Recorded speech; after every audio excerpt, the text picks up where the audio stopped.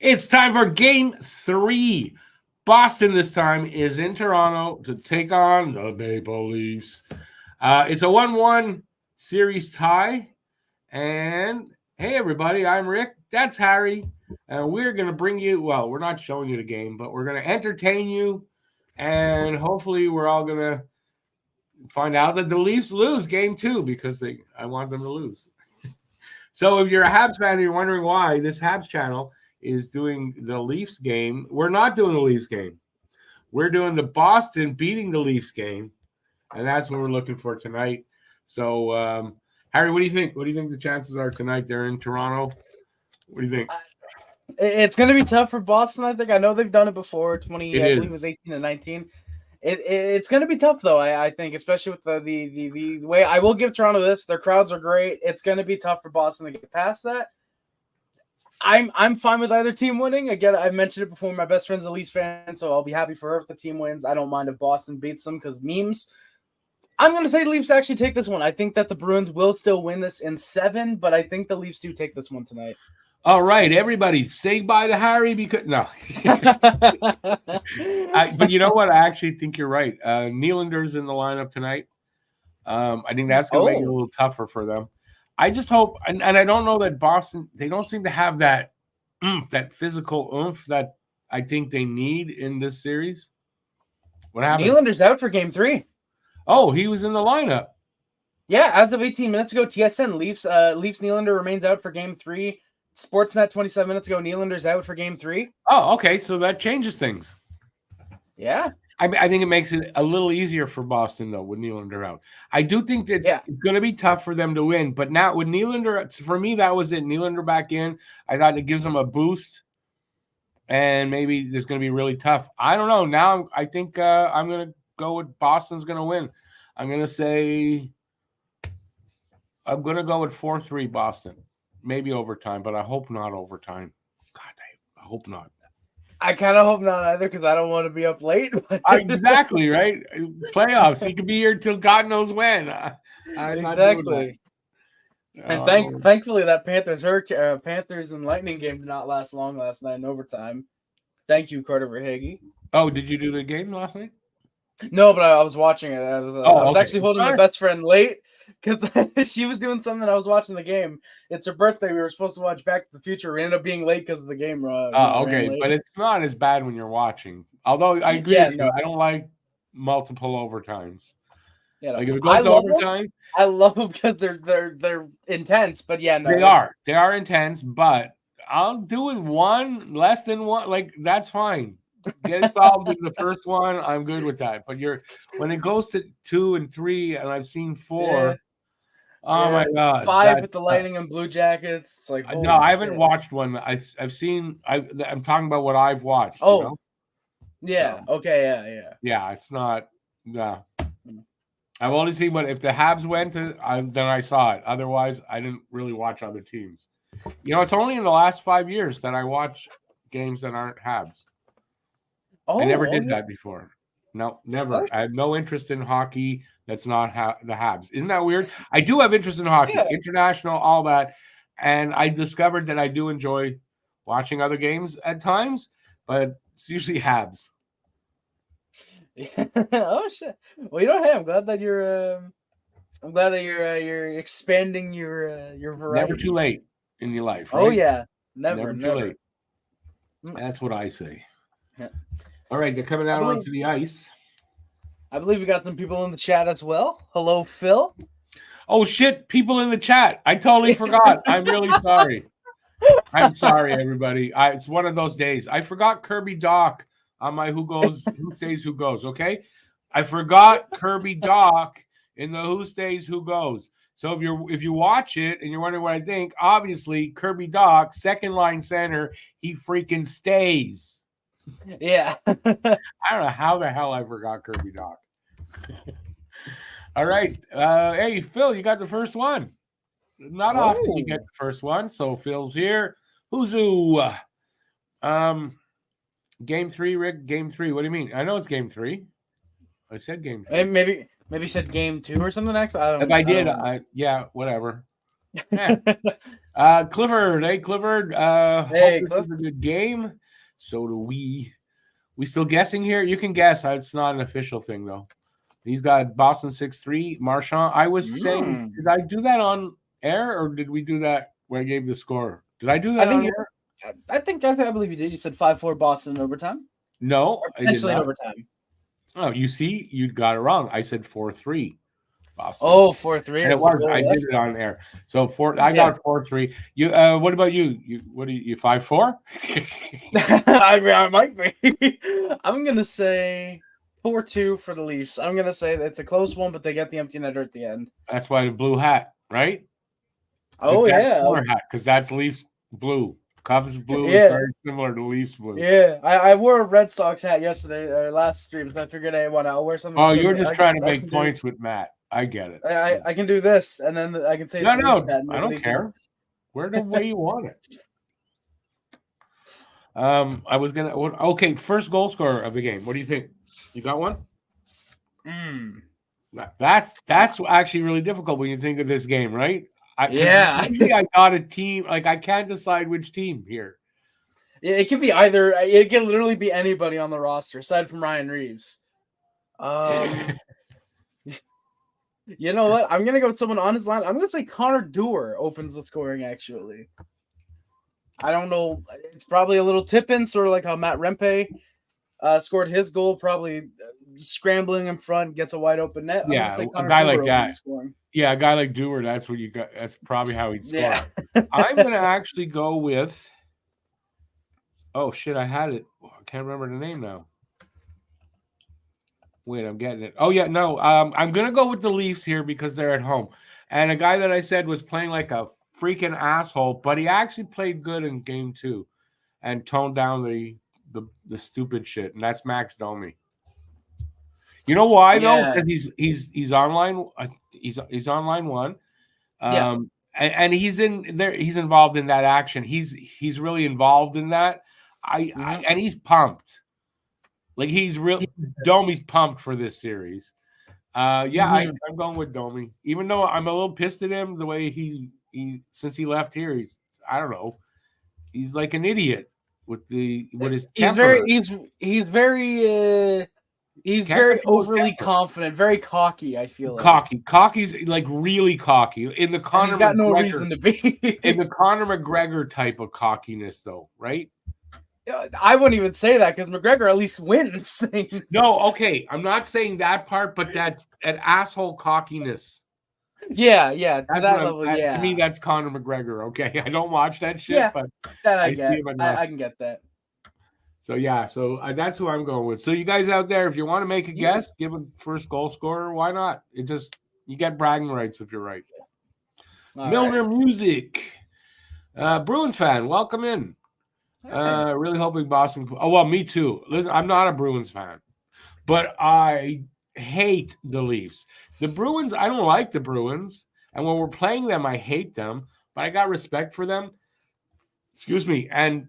So I can cheer for them in a situation like this. I cannot cheer for the Leafs in any situation. Almost like if the Leafs had to win for me to live, I don't know that I could cheer for them. Like that's how bad I hate them. But by the way, Bubble Tea, how's it going? I saw he was up there. You do whatever's left there. You do them. He says, firstly, hoping the Bruins don't let me down tonight. All right. Can't blame you, Rick, for forgetting Doc since he's barely played this year. That's probably why. That's probably why.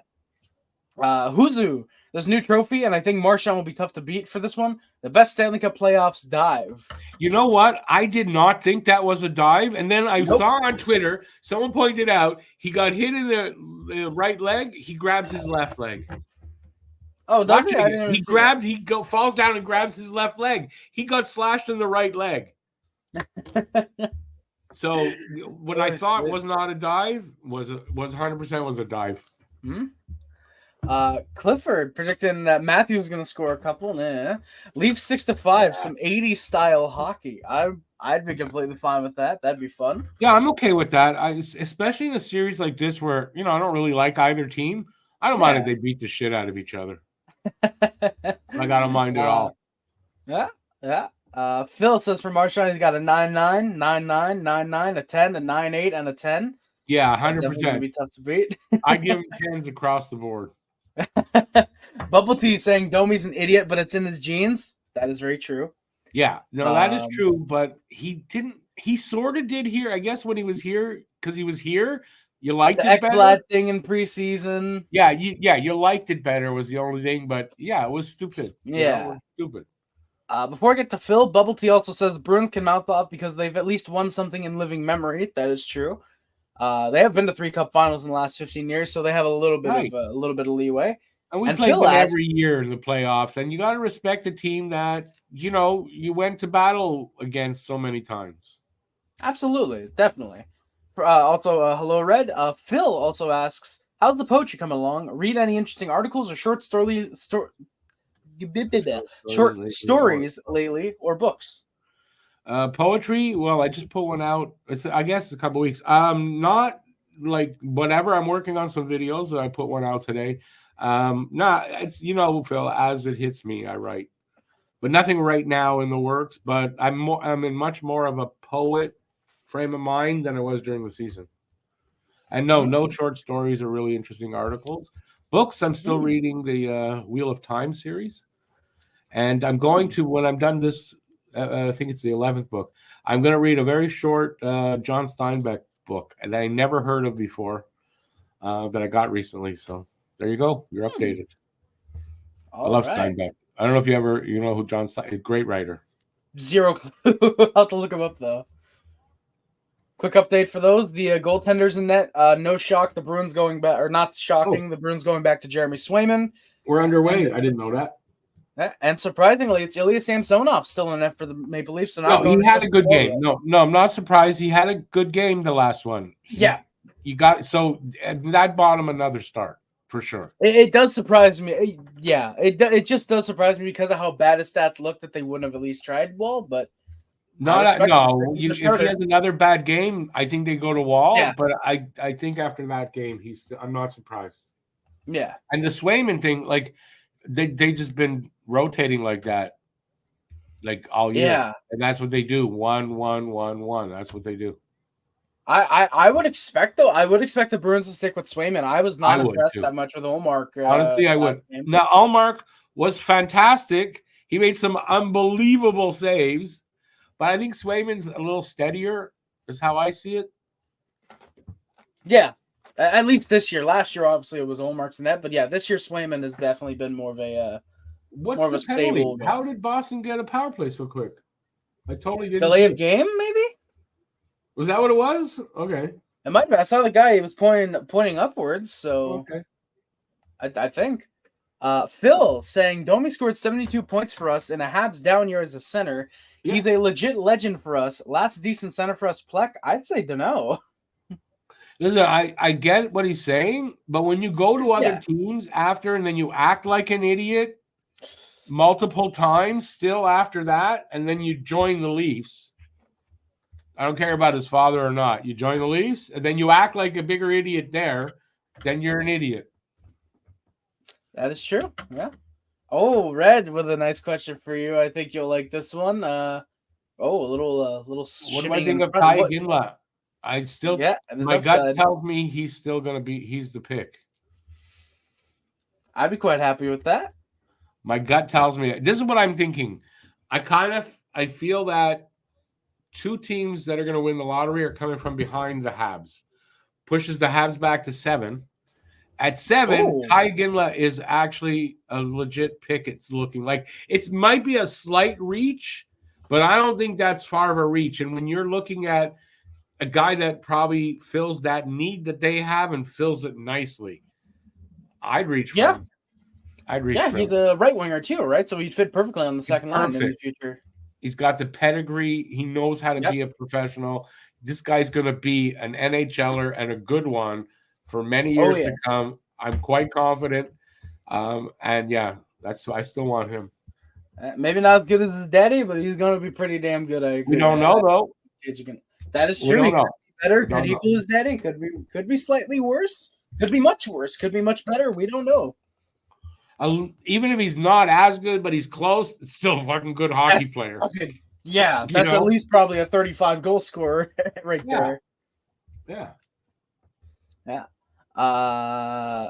Phil says Steinbeck is amazing. Bong breath. We didn't need to know that, but thank you, my good sir.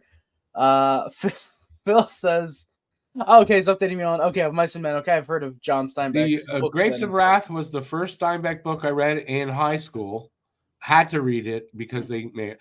And I loved that book.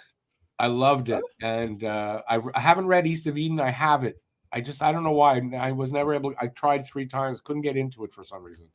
Mice and Men. Yeah, of course I read that. Oh. Phil says the pedigree and the experience sounds a lot like Domi. No, do not insult Jerome McGinley like that, Phil. Nope, don't. Come on. You're saying Jerome McGinley and Ty Domi? You're going to compare those two?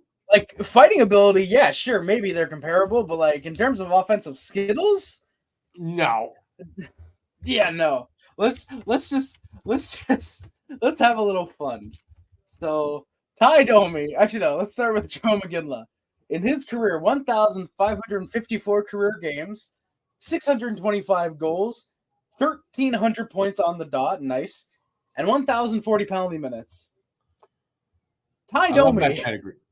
That's great pedigree. Absolutely. In 1,020 games for Ty Domi, 104 goals, 245 points, 3,515 penalty minutes. Yeah. He excelled at one thing and one thing only. I want a guy that's going to excel in the offensive zone.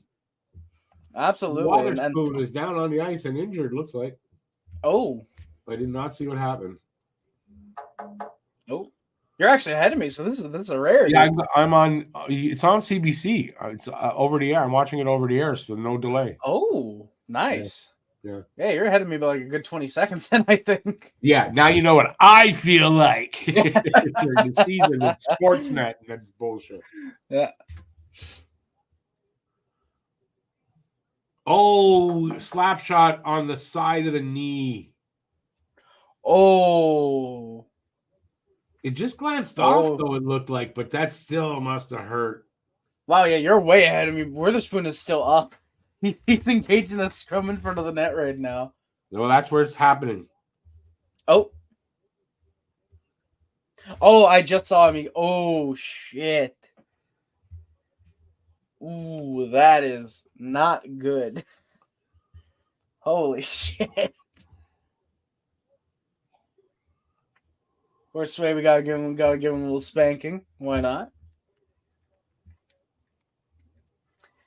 Hey, Clifford says 104 career goals for Domi. Legend. Only 790 off the record holder, whose name escapes me. Oh, thank you, Cliff. Thank you, Cliff. Yeah, comparing to Domi, come on. Yeah. Witherspoon is slow to get up, so hopefully it's just he's a little shaken up. Hopefully he does come back. I realize he's probably going to spend ahead of you. Yeah. I got. We're almost 5 minutes in. Almost 4.5 minutes in. Let me try to 5-2 for Boston, and no score yet. Trying to load up another source that I have. You no ability to out there though, how you'd have to have your antenna. Oh yeah, you wouldn't be able to just get it. No. We have the underground stuff now. So no. I don't know what you have out there. When I was living out there, we had an antenna on the roof and a box on top of the TV. You had to turn it to the channel you wanted, and then you had to wait for the antenna to swing around, and then it would come in. And we had 5 channels. Definitely not to that extent, but I think we actually do have the antenna now. I'm thinking about it. I think we do have the antenna. I would go there, but I'd have to go.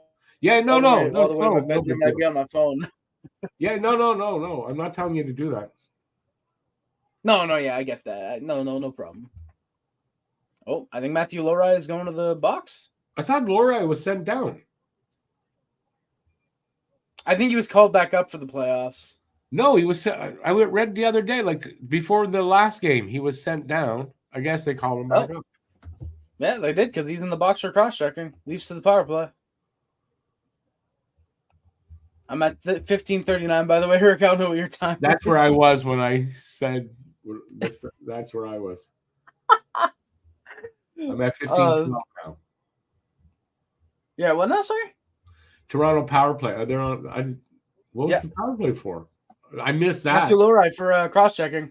Oh, okay, that's right. You said that. Yeah, I missed that. Yeah. Oh.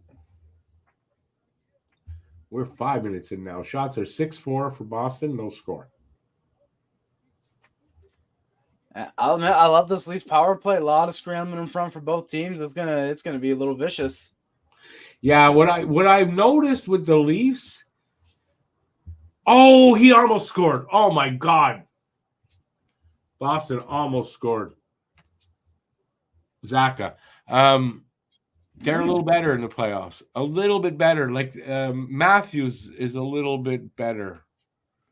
He's I don't know. Something's changed where he's playing a little harder. He's playing a little better in the playoffs.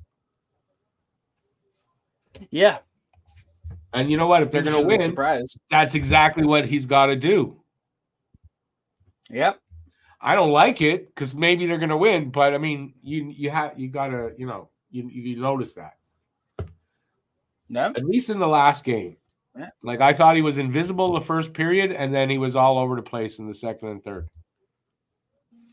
Yeah, he was. He did turn it on. I'll say that. Yeah, I gotta agree. Oh yeah, and there we go. I'm just seeing the Zaka chance now. It just missed. It squirted through and just missed. Yeah, goes off Samsonov and just trickles wide. That could have easily gone the other way. Yeah. Maybe the bounces are going to go there for, the Toronto's way tonight. You never know. Mm.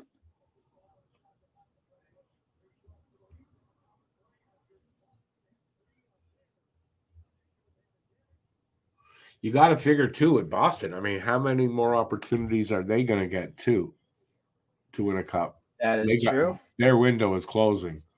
So you got to figure they're going to play hard. I don't know. I would have thought they'd have done better.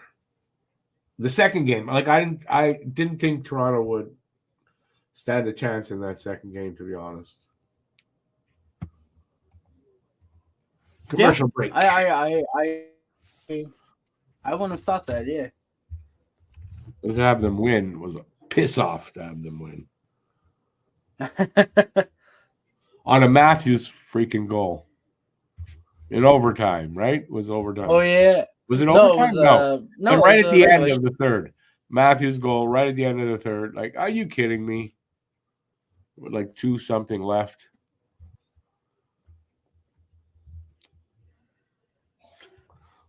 What's this about? Yeah. What? What? You hearing things? Pavel and Valerie. Yeah, I was doing that. What is it? What is that? Yeah. What is that about the Bures? I know. Yeah, I see. Valerie's married to a very nutty woman. I can tell you that. That is true. She's a little bit off. Her brother is also a lot off. But yeah, so that's the only thing I know. What's going on with them though? Why were they brought up? Oh, the pedigree. Oh, because of the pedigree, yeah. But I don't no. Well, how does that? What? That's not the same. No, that's not pedigree. They're brothers. That's not the same thing. Yeah, or no, you know what I mean. For it to be pedigree, then their father would have had to have been a great player here, and maybe he was in Russia. I don't know. So maybe there is pedigree there, but I don't know. I never heard of that with them. But pedigree it's not brothers. It's father, son, mother, daughter, father, daughter, mother, son. That's pedigree. Or if you're a dog, you get papers with it, and it proves you're a pure breed. Hey, BL, how's it going, man? Hey there, BL. Americans get a look at your passport and send you packing. For what? What does that have to do with Americans now? I don't know. I don't know. Maybe because I'm wearing a Chicago hat and a Nashville T-shirt. I don't know. Oh, okay, because of the Cubs hat. Oh, maybe. Yeah, that must be it. Oh, Pavel and what would be funny? Father was a fitness coach for the Devils. What would be funny is if you were wearing a Cleveland hat. It would be. That would be funny, Harry. Yeah. Oh, what do they call the team now? What do they call that team now? I will look it up and find out. The Guardians. Guardians.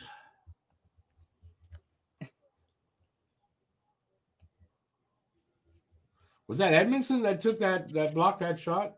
That hit his knee too, I think. We're almost 8 minutes in. Shots are now 7-5. Boston, no score. Series tied at 1.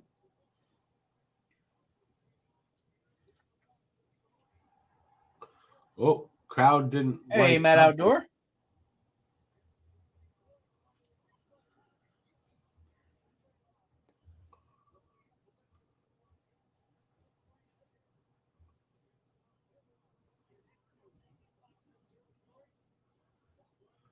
$11:45 left in the first.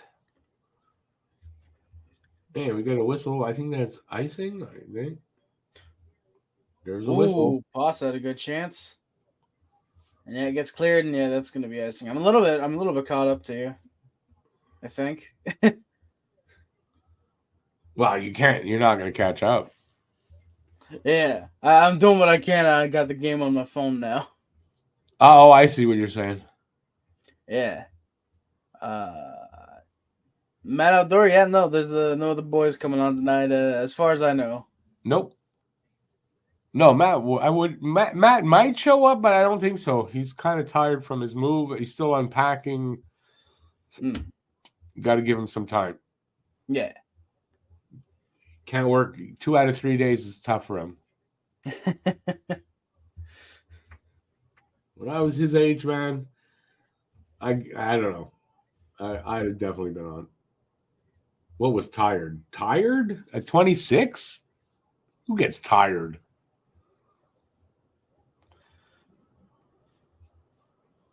Magog, are they wearing like leather and they got whips and stuff, Biel?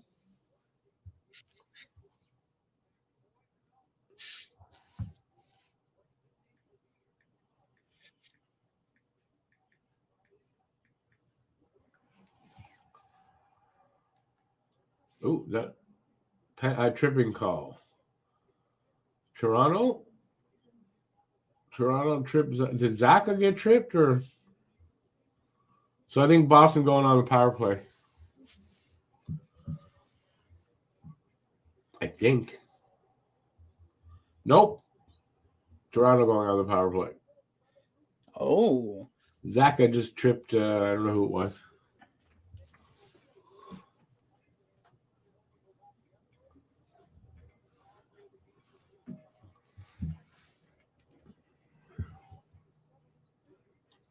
They're 0 for 1 on the power play. They had 3 shots on their power play earlier. Shots are 9-4 for Boston, and we're at 10:50 left in this first.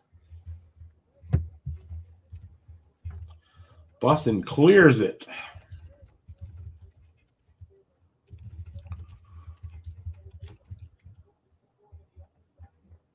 Yeah, I know.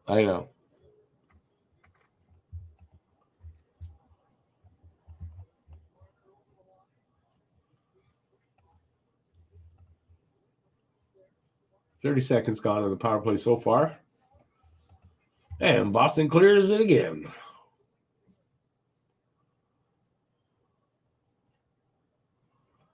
Nothing would please me more than for them to just get blown out in front of their fans.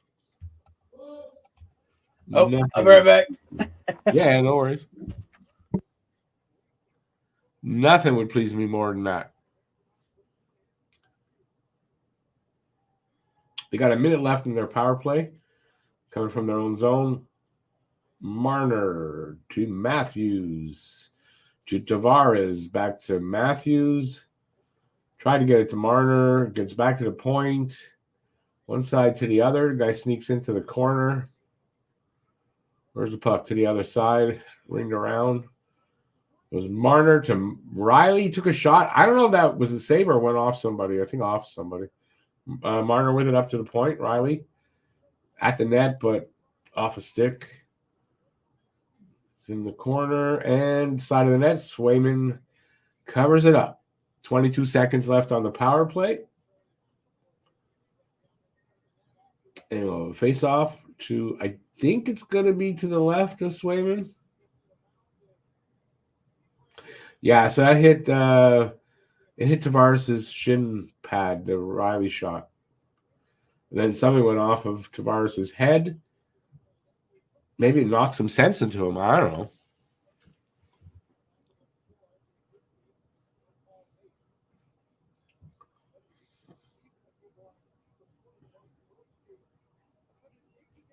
Actually, speaking of having socks older than him, that purple hoodie that I wear sometimes, that's older than him.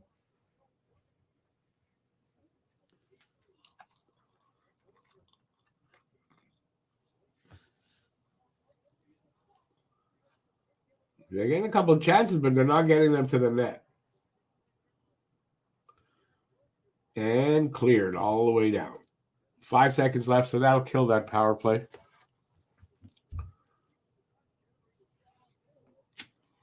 Oh for 2 on the power play for the Leafs in period 1. Not looking good.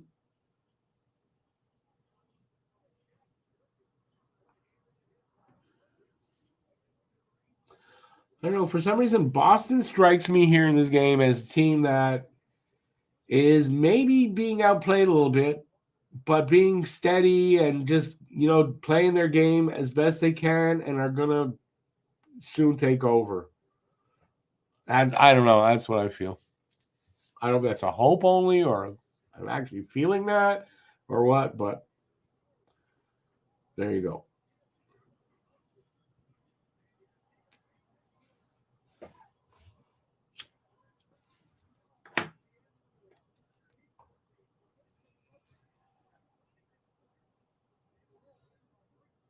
Offside? I guess that's offside. Wotherspoon not injured because he is out on the ice, so he's okay. Bubble tea, I think that's what I'm saying. That they need to survive the early game. They're gonna, second period comes around, and it's pretty much how the first game went.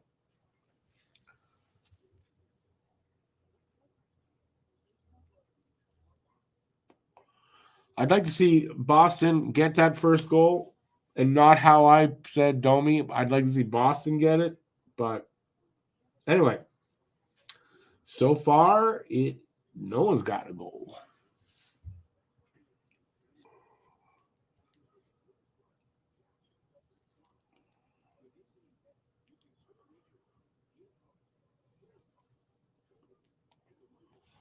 Home ice isn't always an advantage, no, but I mean, I think in this case it is, though. It's a slight advantage. It depends. Sometimes Toronto fans can be quiet. It's not like here all the time. So if they're quiet, not as much. But if they're loud and raucous like that, no, it's an advantage.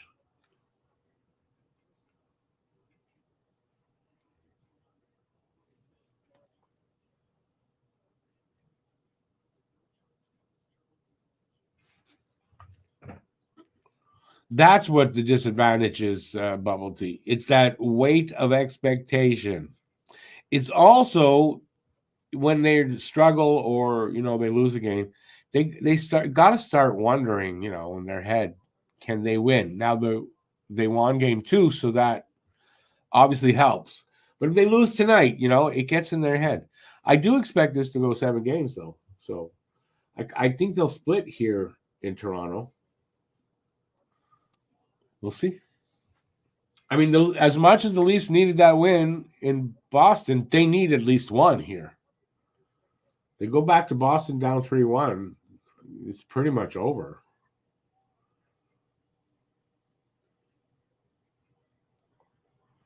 Gotta think.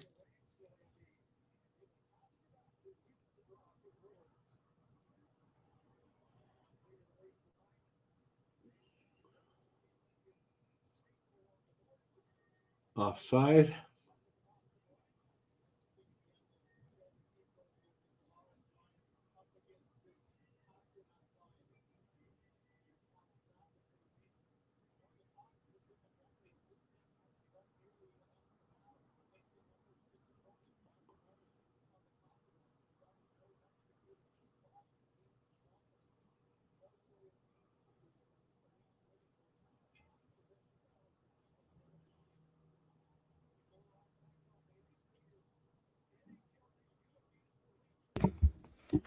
Hello, I'm back. We have a return.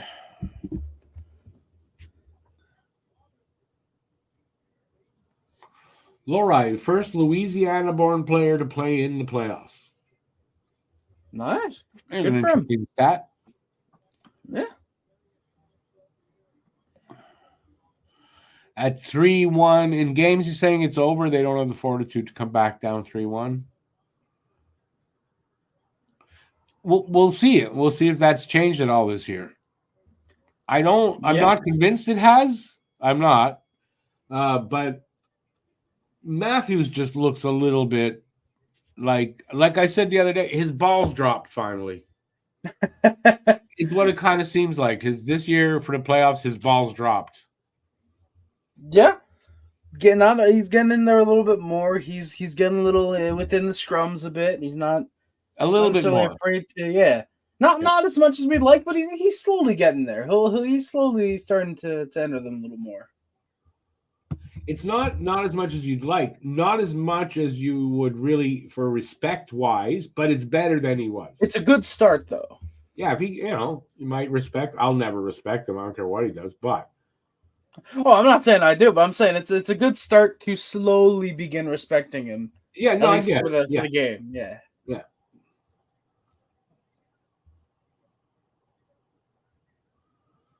It's an easing off of his pussiness. Yeah. That's a good way to put it. That's a good way to put it. That's funny. Speaking of Matthews. Matthews to Domi shot. Save. No, I don't want NHL Network. No, thank you.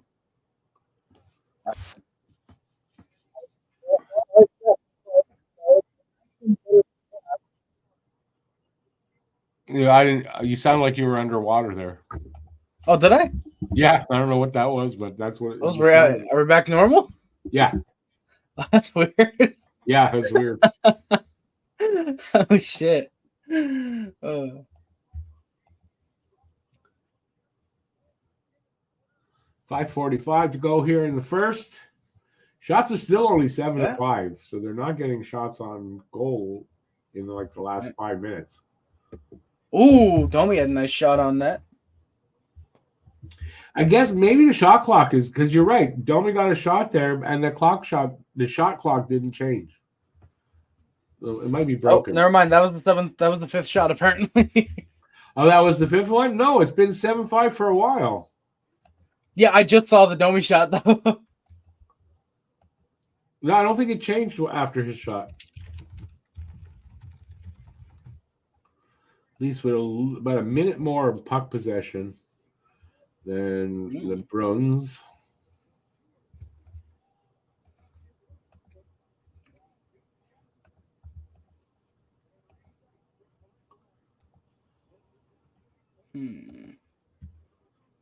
Open Nesson. Oh, son of a bitch.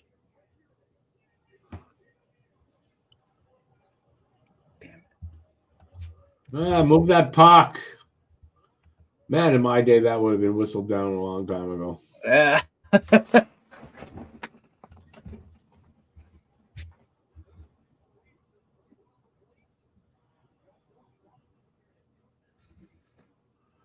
Back in my day, the Leafs didn't even make the playoffs. I mean, yeah. After 67, it was kind of scarce that they would make in the 70s under Ballard. They barely made the playoffs. Yeah, 80s they'd get in because they sucked, but they were still one of the 80s. 70s and 80s. Quote unquote. They were horrible in those years. Yeah.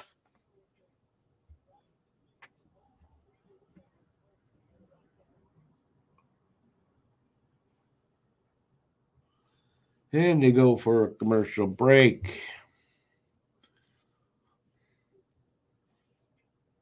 His balls dropped for a game. Well, we'll see. We'll see.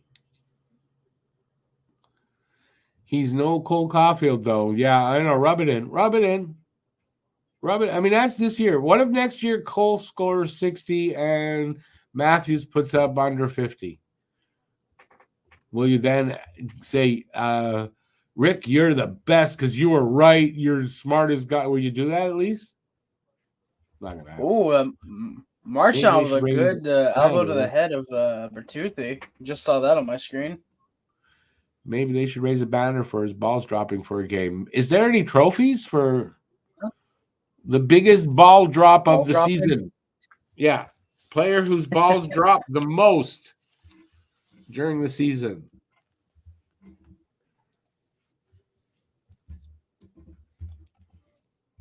On the Game Show Network. No. I don't know if you remember last year playoffs. They in the second round, they were obviously losing, and he came out and said like they were facing elimination. I think they got to come out and play with their balls. Oh yeah, yeah, something like that. Yeah, remember that? And I think the reason they lost is because he didn't realize his balls hadn't dropped yet. He was hoping they would, and that he could actually have them out to play that way, and he just couldn't. Shit. What about players who drop the ball? That's okay as long as you don't drop the ball on your balls, because that could really hurt, especially if you're like bowling. That would really hurt. So no.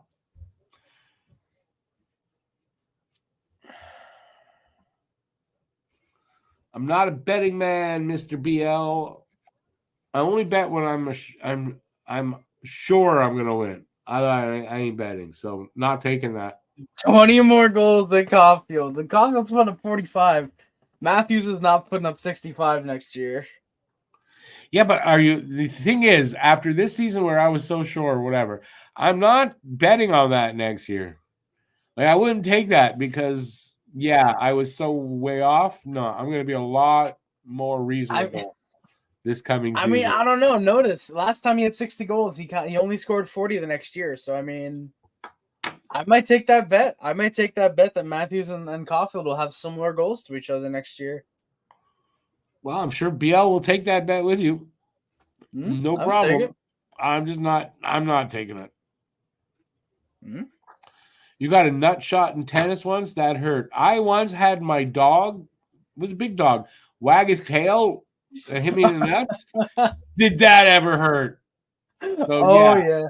You know. Oh, we got a scrum. I'm just seeing this on my screen. McAvoy's in there. I missed it. I was looking at the chat. Oh, there wasn't really much. It was two guys went down and then they got up after a couple seconds. It really wasn't that much, unfortunately. Bruins, I mean, they only have Maroon. They don't really have guys to be physical like that. Some of the blue liners, I think, aren't really afraid to. Yeah, but I mean, they're not. I believe they have Shattenkirk. They're not physically dominant like they used to be. Like, you think of the Bruins. That is true. Yeah. You know, it's not that Bruins anymore. Yeah, it's not. At least for modern, it's not the way we have with Lucic and Nathan Horton, and you had 18 guys out of the 20 that were dressed that. The 70s, yeah. I mean, they had some tough guys there in Boston. Montreal and Boston, plenty of scraps in the 70s. That's for sure. Nyland and Stan Jonathan.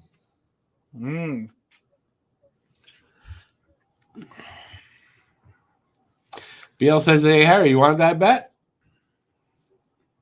I'll take the bet, BL. How much we talking? What did he said? Oh, he said he'll give you 3-1 odds. Excuse me, 3-1 odds. So that means what? If you put up 20, you win 60? Is that what that means? How much do I got on right now? And he has to put up 60 to win 20. I have $15 in hard cash right now. How many do I got in So I'll tell you what, both you guys send me the money. I'll hold on to it.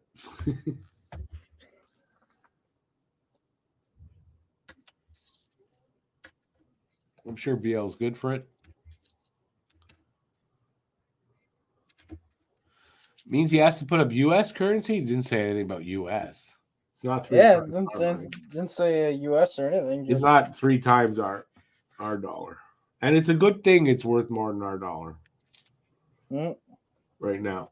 And for however long it's been. 15, 19, 21, 3.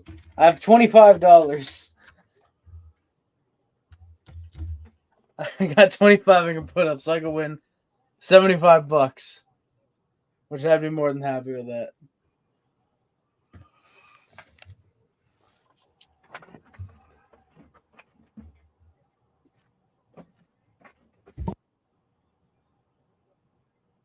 We're almost at the end of the period. I haven't been doing a good job. And the shots are still only 7-7. Boston hasn't had a shot in a while. And there's a minute and a half left in the first, no score.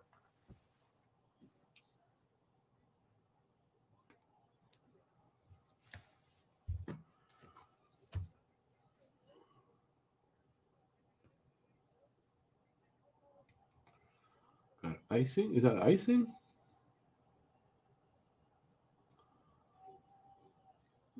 What are they all excited about?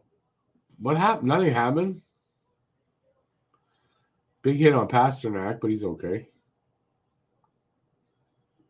Oh, that's a big hit on Pasta. I just saw that now. Yeah.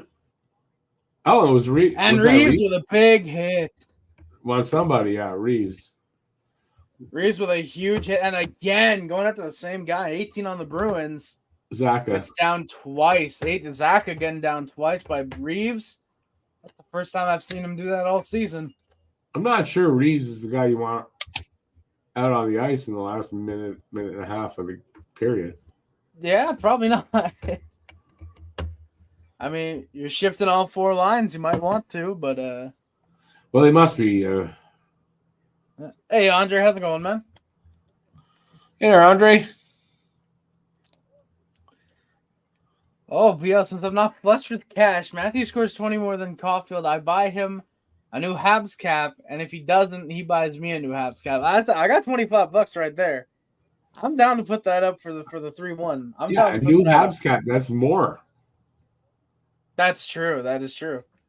Plus, again, who's to say? I just had $100, so I spent some of it. So that's just the remainder. BL. So I'm going to put up the 20. Wherever put my wallet. Where did I put my wallet? He's gonna go get his piggy bank and break it open for you. Get that hammer out. I actually just got this. I think I'd say we were mentioning my removing my grandfather a couple weeks back, and this is one of the he had a lot of stuff that he was throwing out, and one of them I was like, oh, can I keep it? That's cool. Yeah, why not? Thing. It looks like a big grinder. Oh, it's kind of, yeah. Yeah, it's supposed to be a soda can, but yeah, it kind of looks like that, yeah. Yeah, I'll show you what I got. See, mine's a Budweiser, but it's old. It's a grinder. Oh, shit. Oh, shit. One of my crazy ex-girlfriends bought that for me a long time ago. The craziest of the crazy ex-girlfriends. Oh, no. Oh, yeah. Period's over. We are no score after 1. Will there be a goal in this game? Yes, there will be, obviously. So what did you all think of that first period? Did you watch it? Because I didn't watch a ton of it, unfortunately. But it didn't. It I don't know. Not a lot going on. Hopefully, second period will be a lot more exciting to keep our interest, and it'll be all Boston. Will be much. Yeah, that would be good. So we got a whole intermission to talk about whatever you want. Harry, stop playing with your toys. So you guys throw us some questions, and we'll throw you back some answers, and yeah, we'll go from there. Unless you got anything. You got anything, man?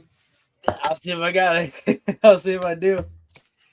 I just put out a video called Who Stays, Who Goes. You might want to check that out. Not right now. You might want to check that out. That came out earlier this afternoon. What time did I put it out at? 5? Sounds about right. I think that's when I got the notification. I think that's when it came out. Let's see what it's doing. What did I get so far? Only 112 views right now. Not great. So maybe go and watch that now. Don't leave here though. Open another window. Go watch it. Yeah. Or if you are not good at multitasking, open that video, put it in your watch later, and then check that out after the show. Definitely do that. Yeah. Definitely do that. And set an alarm. No. I mean, you technically could. You could try and set an alarm. Are you going to be doing any of those kind of videos? Yeah. I plan on doing that. I like I said, I was taking this kind of I was gonna take like a week off after the regular season just to chill myself down from the fatigue and get back into it. I think I'm ready to start getting back into the videos and the stream, so I'm definitely gonna be doing more of those in the next couple days. I'm gonna be probably doing a very early lineup projection. I think. Oh, that's really that's early. what I'm trying to be doing. I don't do it. Yeah. I like doing that though. Yeah, it is early though. I'll do them, but usually after the free agency. Oh yeah. I like doing one, like I said, now because I think it's very fun to predict. Oh, at the end of the season, recency biased. What do we think? And then after free agency, I might try one, and then right at the start of the season, or right before preseason, I think. But there could be some changes. There could be some changes this offseason. There will be. I think there's going to be a lot of changes. Be a little bit hard, so I'm going to wait a bit, see what transpires. That's fair. I'm doing a report card next. Next is I like that report card. Yeah, that sounds good. I like that. Yeah, and then the season review, which I'm still working on. Oh, all right. Yeah. I mean, I do that every year. I mean, that's just season-ending normal videos. Yeah, that's pretty cool though. I like that. That's fun. And then I don't know. I've got to come up with some ideas. I don't know. It gets harder. It gets harder once you get through the playoffs and then the draft, and then because up to the draft, you got draft videos. That's probably maybe I'm going to start doing. I might start doing one or two early draft scouting report kind of videos because I'm going to try. We know where they're going to. We basically know where they're going to pick in the 5 to 7 range, unless they win one of the lotteries. They're picking in the 5 to 7 range. So you can start figuring out guys that can, might end, so I'll start figuring that out. Did you see the Bobrovsky super save on Dumba? Yes. That was a crazy save. That is save of the year in my books, Andre. I got to say that's a crazy save. You don't see saves like that too often, man. I mean, it's a lot of luck on his part. Because it was a blind stab with his arm. He was bent. He was backwards or whatever. But man, that was a good guess of where the puck would be. Yeah. Yeah, hell of a save. If you're the shooter, what do? You got I'd be just standing there dumbfounded that didn't go in. Harry would be standing there yawning because it wouldn't affect him. I mean, weirdly enough, I don't think it would. It'd be I would probably be more analytical of myself, like, oh shit, I need to aim higher, I need to aim here. I feel like I'd be more introspective immediately rather than being able to appreciate the save just because I'd be in the moment, I think. I don't know, but you that was like so sure a thing. Yeah, the open net. There's no way this guy. He's out of position. There's no way there's a save made here, and he has to shoot it right and where his arm is going to be. Like that, you got to go like, what? I don't know. I'd have to be shaking my head. Let's see. Hey, Daryl. Think Habs should trade Anderson and Matheson, and if so, think Habs should get a young player that's in the NHL. Matheson's not getting traded. No, and the only way you're moving Matheson is if you get an insane deal. Andy, yes, I think they should look to move him. I don't know if they will, but I think they'll try to. Matheson's not moving though. I think they want him here for 2-3 more years, probably, especially with the monster season he just had, top 10 in point scoring for defensemen. I saw a couple. Sometimes it's pretty good at others. I saw a couple of writers. Grant McCagg was one of them, and somebody else too, writing about the fact that they believe, and they made sense to me that I'm of that belief now too. Matheson's going to be here for a lot longer than people think. I'd have no issue with that. Because if you look at teams that win the cup or that are contenders, I think they said they all have at least 2 veteran blue liners. Right. So, and we've got 2. Matheson, Savard. Right. So they may move on Savard, but they're not moving on both. No. And if you're going to keep one, well, it's Matheson you're keeping. Well, he's younger. I don't know. Just go by age. He's 4 years younger. You know, you take away his production. I understand what you're thinking, and that's why I kind of think, you know what, not out of the question that Savard gets re-signed. Yeah, I do think that if one gets moved, I'm actually the opposite belief. I believe it would be Matheson because you have Lane Hudson who can replace the production. You have Reinbacher who I think could not necessarily get there to 60 points, but I think he could be a good offensive option. Gooley, I think, will get there. You're going to have guys that can replace the offense of Matheson. Whereas with Savard's defensive ability and the way that he's won a Stanley Cup already, he of course beat us in 2021. He's part of that upset with Tampa Bay in 2019 that Columbus pulled off. Yeah, he knows he has a lot of experience. Honestly, and that's not to put down Mike Matheson, great offensive defenseman, very solid there, and I'm glad that he's coming to his own. I just think that with Savard's defensive game and the way that he can see his way around the ice, it wouldn't surprise me if, like you said, they re-sign him, and if Matheson ends up being the veteran that they do move on from once they're able to. It wouldn't surprise me to see that happen. I don't want it to happen, but it wouldn't surprise me if once we need to.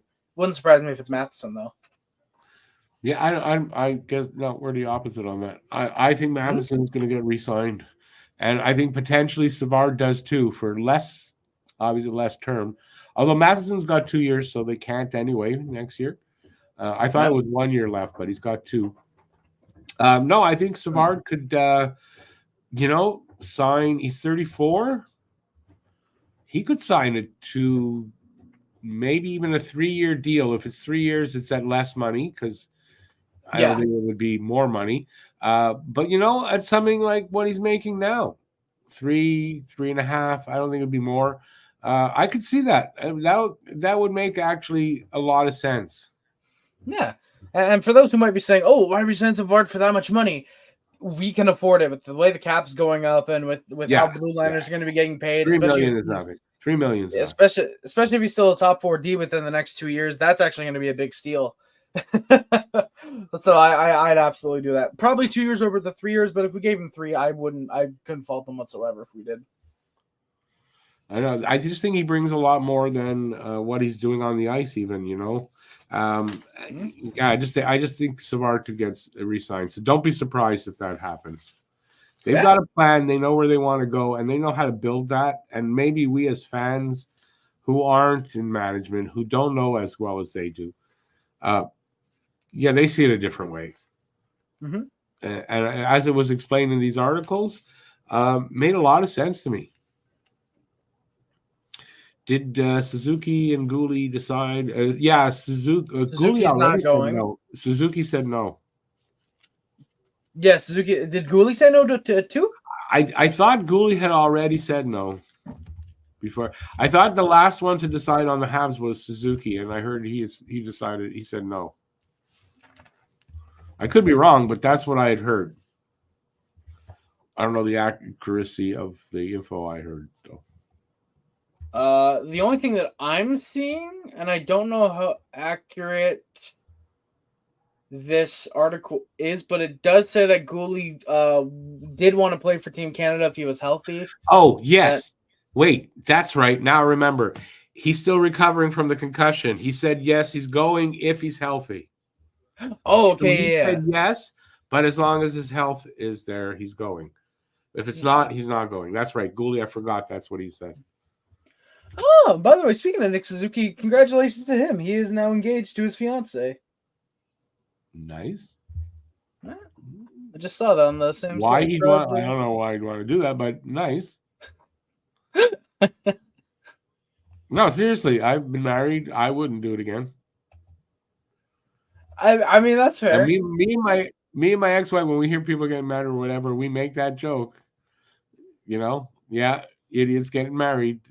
They wait till they figure it out. They'll realize at some point the mistake they've made. So all three said no. No, there is first of all, Caulfield and Slav said yes. That's two. Gouli said yes, but he doesn't know about his health. Matheson, Montembeault, and was there anybody else? Said no. I don't know if there was anybody else other than them. So 3 out of 5 said yes.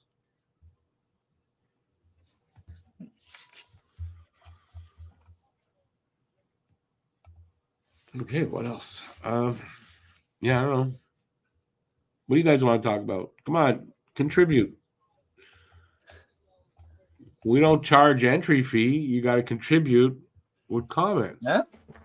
Right? Otherwise, we're going to start charging you. That's how it is, man. I will say, JFed, though, Savard hopefully traded at the deadline. I don't think that you could... I don't think that it should be hopefully traded at the deadline. I think that Savard, like Rick was saying and I was saying, he brings a lot more, not just on the ice, but off the ice as well. And I think that he's a great influence for the young kids.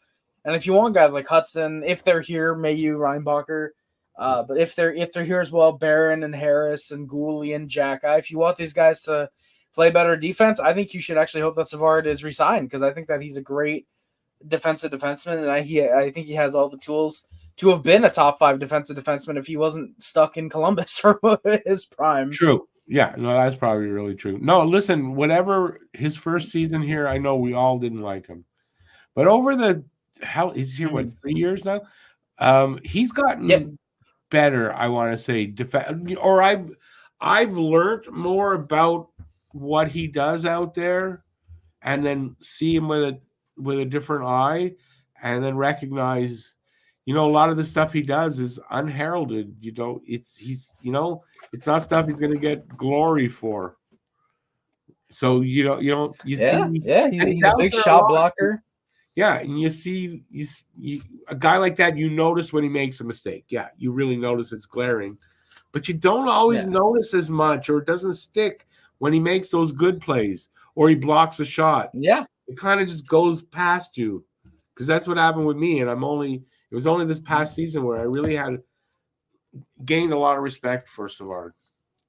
Huh? JPEP, why do you think that Savard can go at the deadline? How are you counteracting what me and Rick are saying? How are you combating that? Listen, like a lot of people, you take a player, take 2 people, they see him differently. You go, well, why? Well, it's hard to say why do people see the guys differently, But it's probably a case like that. He just sees them differently than we do. Yeah, I mean, JPEP says trade Savard at the deadline for a first. But again, how are you combating the points that we're saying? And like Aiken says, bro, we're not fielding a defensive core of 20, 22-year-olds. That's not going to work. You need the veterans like Matheson and Savard out there. It wouldn't even surprise me if the Canadians go out and get a guy that's like a Chris Weidman to be a 7th, 8th defenseman if they end up dealing Kovacevic or Kovacevic doesn't resign. It wouldn't surprise me to see them go after a depth type of guy just in case a guy like a Barron or a Harris aren't in the lineup. I think if you move both Savard and Matheson and it's all the kids, you set yourself back in your rebuild a couple of years. Absolutely. And I think that's the whole point, right? If you're just going to go with the young kids, well, show me a defense that's won anything big that has done that. And there's none. They all have that veteran presence that's needed. So we can't get rid of both. I kind of think, and listen, that's a change from me. I thought they'd move on Matheson next year and Savard for sure. I with new information, I'm a kind of person who can change my opinion when I get better information or it's explained differently and you see it differently. And I'm of that way with these two guys. That I do believe that Matheson is here probably till he retires or he's moved at the deadline before that. And I think Savard could get re-signed for like 2 years. Yeah, I can see that. And I think that really helps them get to that contendership. Savard might not be able to be here through once they're a contender and they do things. But you know how much he could help getting there with these young defensemen? Like a lot. Oh, yeah. So. And also JFed, just because a playoff team would take him for a late first doesn't mean that that's a good trade. When we deal off a guy like Sean Monahan for a first-round pick that, if the Jets go far, ends up being in the bottom 6 of the first round, that's basically an early second. That's not to say that the Sean Monahan deal wasn't good, because it's still great regardless, because Monahan... You froze. And then trade him or keep him accordingly. But a guy like David Savard, with him being a defensive defenseman, and firstly, Aiken, definitely we could get a first-round pick for him. If Columbus got a first, we can get a first. But a guy like David Savard, a playoff team would take him, definitely. But you have to assess things as to not just, we can get more young kids. We can get more young kids. At a certain point, you have to take that next step. You have to look at teams like Chicago and LA and Pittsburgh when they became full-on cup contenders. What did they do? They traded the prospects to get older veterans. A couple, yes. You have to get them in there. Yeah. They the LA Kings, I believe it was 2012. They trade for Marian Gaborik, who's just coming out of his prime.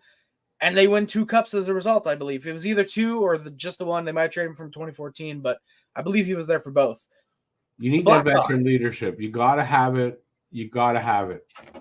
Exactly. And no matter if it's a defenseman or a forward or even a goaltender, I think you can have good leadership in that as well. But you cannot just take that for granted, especially with a guy like David Savard, who's been to the Stanley Cup final, won a cup. He was part of that upset again with Columbus in 2019. He knows how to assess things in a very mature way, and he's you're freezing every now and then. Caden Gould or with even with Matheson, I think that they actually bring a calming presence when they're paired together to the blue line overall. Definitely, so for me, I believe that. He's a calming presence, and I think even if in 3 years he's a bottom pair guy, he's still going to be that calming presence where, we got some for defensive things. We can it's the stuff on the bench. If I make a mistake, somebody's saying on the bench to play, like that's the calming presence there too. And another thing, and he's going to be a great. Another thing with everybody saying you're not getting a first for Savard, I think this was the last chance for that. And they decided not. This last trade deadline, I don't think next year you're getting a first for him. Which to me bodes better for them re-signing him. That's another reason why you would re-sign him, I think. I will say I think it would have depended on the market. Last year or this past year was definitely a buyer's market.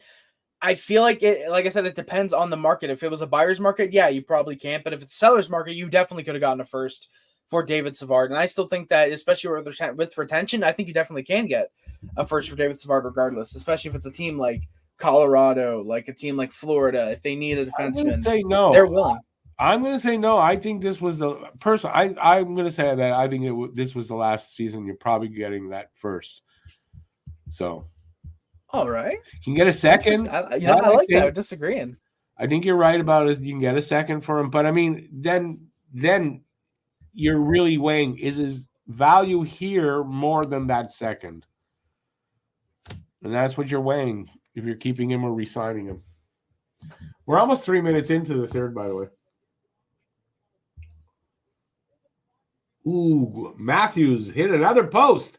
Put that one on the new stats. He's the post leader. Did you see that? They made a new stat. He hits more posts than anybody. You could say he's the poster child. He's the poster child of the NHL. I'll see myself out. No, that's a good one. I like that. You get a picture of the post and Aiken, Florida. Exactly. Also, Aiken, yes, Florida is going to need defensemen next year. Like the Avalanche, sure, maybe not. I mean, I don't know. To me, the way I see it, you can always use defensemen.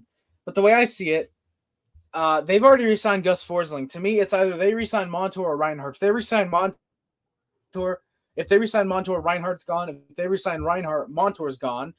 OEL is going to want a pay raise, I would think, based off how fantastic his season has gone. And yes, it might not be the way that it was expected in terms of maybe point production. I think they were expecting maybe a 40-50 guy out of him, hoping for that full rebound. But his defensive play has gotten much better, and I think that he's a guy where he's going to want a big pay raise. Kulikov, he's toast. He's not getting re-signed. But a guy like Josh Mahora, I think, could end up getting a decent, $1.5 million, $2 million maybe if you want to take that risk on him. He's still young. I think Florida could be that team where, especially if they do let a guy like Montour walk, they're in need of a right D. I'm not saying that obviously we should trade Savard, but I'm saying the third team that could need defensemen, especially come the next deadline, if they don't get anybody in free agency. And the Avs as well. Sean Walker's a pending free agent. He was likely a rental. Jack Johnson's depth, Caleb Jones's depth, Brad Hunt's depth. They have a good top four, yes, but they need a guy for the bottom pair. So they absolutely do need defensemen. So Aiken makes a good point. He says, I don't think a serious playoff contender is trading for Savard to be a top pair value. Then how come third liners are getting first round picks, Aiken, still? A third pairing defenseman, sure, might be worth a second, maybe a first to a desperate team. Second. No, I think a second they'll get, but then is he of more value than a second to them? And I would dare say yes. Absolutely, he is. And again, Aiken, I bring you back to this. You're looking at the rare case of bad trades. No, you're not. You're going back to the last couple deadlines. Teams will get desperate. Teams have gotten desperate. Look at Vegas trading for Tomas Hertl. That was a desperate move, in my opinion, especially with Mark Stone possibly being out for the rest of the season. I think that you absolutely can get a first-round pick for a third-line type of guy. Hey, I got a new contest next year. All right, what will Mark Stone like? What will be the injury for him? Right, with 3 weeks to go or whatever. I'd like that. Or when does Mark Stone get injured for the season? That's and then mysteriously come back for game 1. And did you see the NHL pushing that on, like, Mark Stone's back? Like, you'd think they wouldn't be shoving that in people's faces. You would think that. I just think it's weird.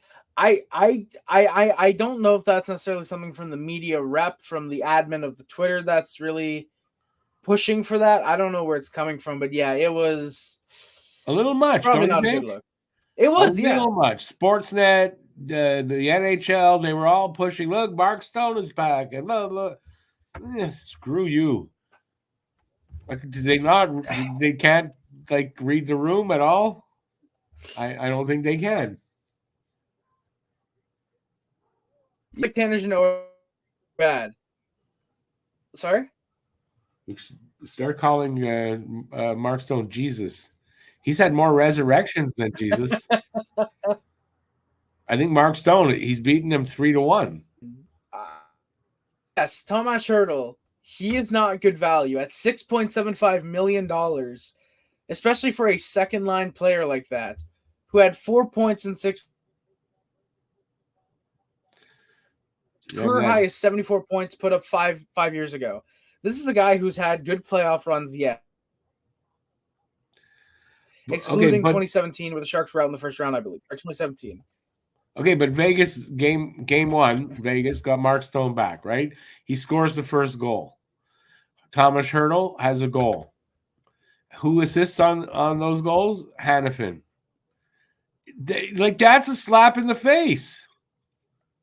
Mark Stone goes out. That money they used to get Hertl and Hanifin. To be fair, I will say with Hanifin, it's not as big of a deal because it was double retention, so it's a very cheap. I get it. Hanifin, it's like 1.2. It definitely is a slap, but it's a slap in the face, and then the NHL to go push that on social media. Like, there already people think how bad the management of the NHL is, how badly it's run, and you're doing shit like that. It's like just like going nah nah nah nah. I mean, to be fair, here's the thing: nothing can be done until the next CBA, anyway. So even if GMs did want to prevent that from happening, unfortunately, nothing can happen until then. Don't rub it in our faces like that. It's no better than the Carolina Hurricanes, man. Their social media. I agree. And I'm wondering. My thought was: are the Hurricanes running the NHL social media now? They had to have been, yeah. Also, did you see? It's hilarious. Their Twitter admin for the Canes has had their social media manager tag removed from the Canes website because he's getting that much harassment. Yeah, you think he might learn? Because he's an idiot. And then they score whenever they put out cry then. Like telling people you don't like it, cry. Like I'm fine with them beating the Islanders because I think that's hilarious. But yeah, no, just second round, I hope they get bitch. Actually, no, I hope they make the conference finals again and then they get bitch slapped in 4 straight again. No, that would be absolutely hilarious. The Islanders beating them is a good bitch slap. I hate the Canes, and I don't care what they do as long as they lose. Yeah. I mean, I want them to lose too, but again, I just think it'd be hilarious. 16 straight games lost in the conference finals. That would be absolutely hilarious. I think. That's good. Yeah, I'll take that as like a consolation prize. Mm-hmm. Aiken, I'm not saying that a 70-point guy isn't worth a first-round pick, but you look at Tomas Hertl, the guy is 30 years old. He signed for 7 more years at $8.1 million. Yes, there's retention.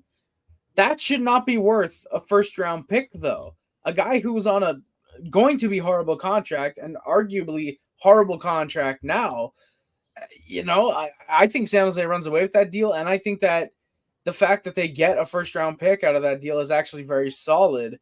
Vegas are contenders, yes. I'm not saying that Vegas is building for the future, Aiken. But again, you look at a guy like Tomas Hertl. You look at some of the contracts they have on their team right now. Eichel signed for 2 more years after this season. I'm going to go after this season. Stone is signed for 3 more years. Hertl is signed for, I believe, 6 more years. Carlson's 3 more years.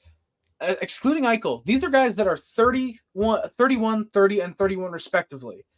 These are going to be old dudes making $9.5, $6.5, $6 million for the Vegas Golden Knights that are not going to be competitive in 3 years. Ivan Barbashev is going to be 32 in 4 years, making $5 million. So he'll sit the whole season out of camp. Mark Stone's injured, and he'll come back for playoffs. Yeah. So but that's what I'm saying. Is that Everybody's off the books. Yeah, it does. And 3 more resurrections. It's going to be 6-1. Him and Jesus.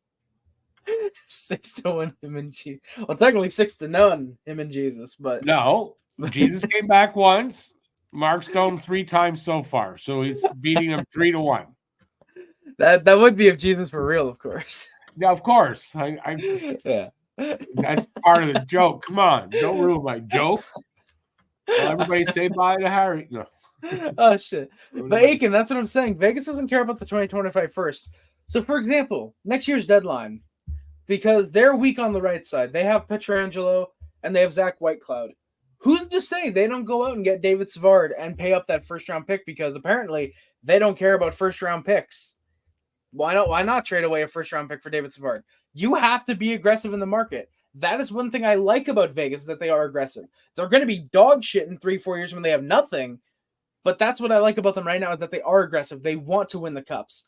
And if a team wants to win a cup, you give up that first round pick for valuable assets. And you give up what the team wants. And clearly the league wants them to win a cup.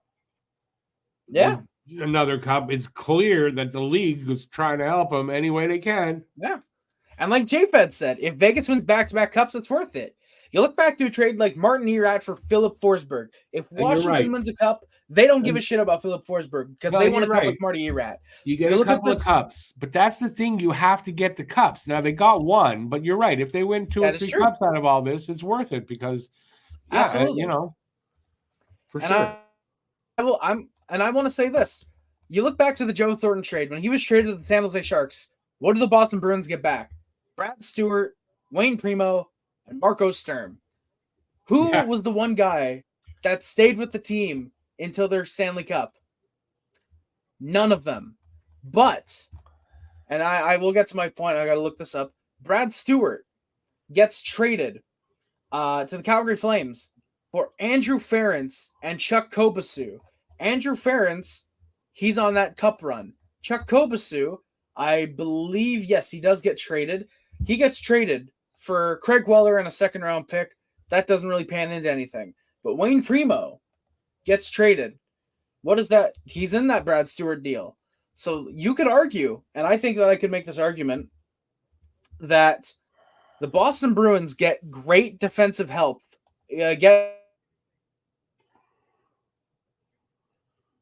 Stanley Cup, due in part to the Joe Thornton deal and getting depth pieces. So you can't say that being aggressive, Aiken. You can't say that third pair guy, this guy's not serious. Andrew Ference put up 10 points in 25 games. He was a bottom pair guy throughout his entire career. Well, he's won more Stanley Cups than Joe Thornton. You can't say, let me ask you something. Well, he's you can't say that not being aggressive isn't good sometimes. And what am I arguing? I went from deriding their aggressive trades and not praising them. No, I didn't, Aiken. No, I didn't. I did not go for that. Well, let me ask you something. All right. Let me ask you something. Did they trade Joe Thornton thinking what you just said, or they misjudged him? You froze for a second. All I heard was, did they trade Joe Thornton? Yeah, because you're breaking up a little bit. Did they trade Thornton thinking that, this is how it'll work out? Hopefully. I think you froze again.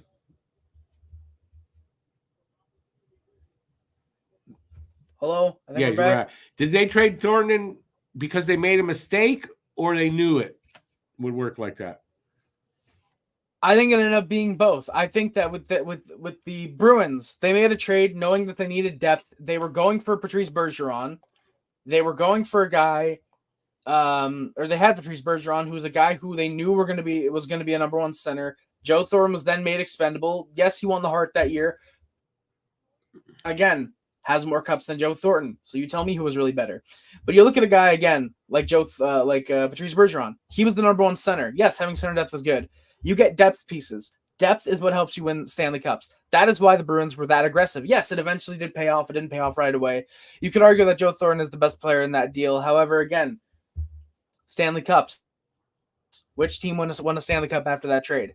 And also, Aiken, I know that you never said being aggressive is bad, but you're the one that's saying that David Savard can't get a first-round pick basically because a team shouldn't be aggressive. I can say both, that the Golden Knights' aggressive trades are horrible and bad and good, yes. The Thomas Hertl trade is good now because it helps them. It's terrible for the future because they suck. They're going to suck.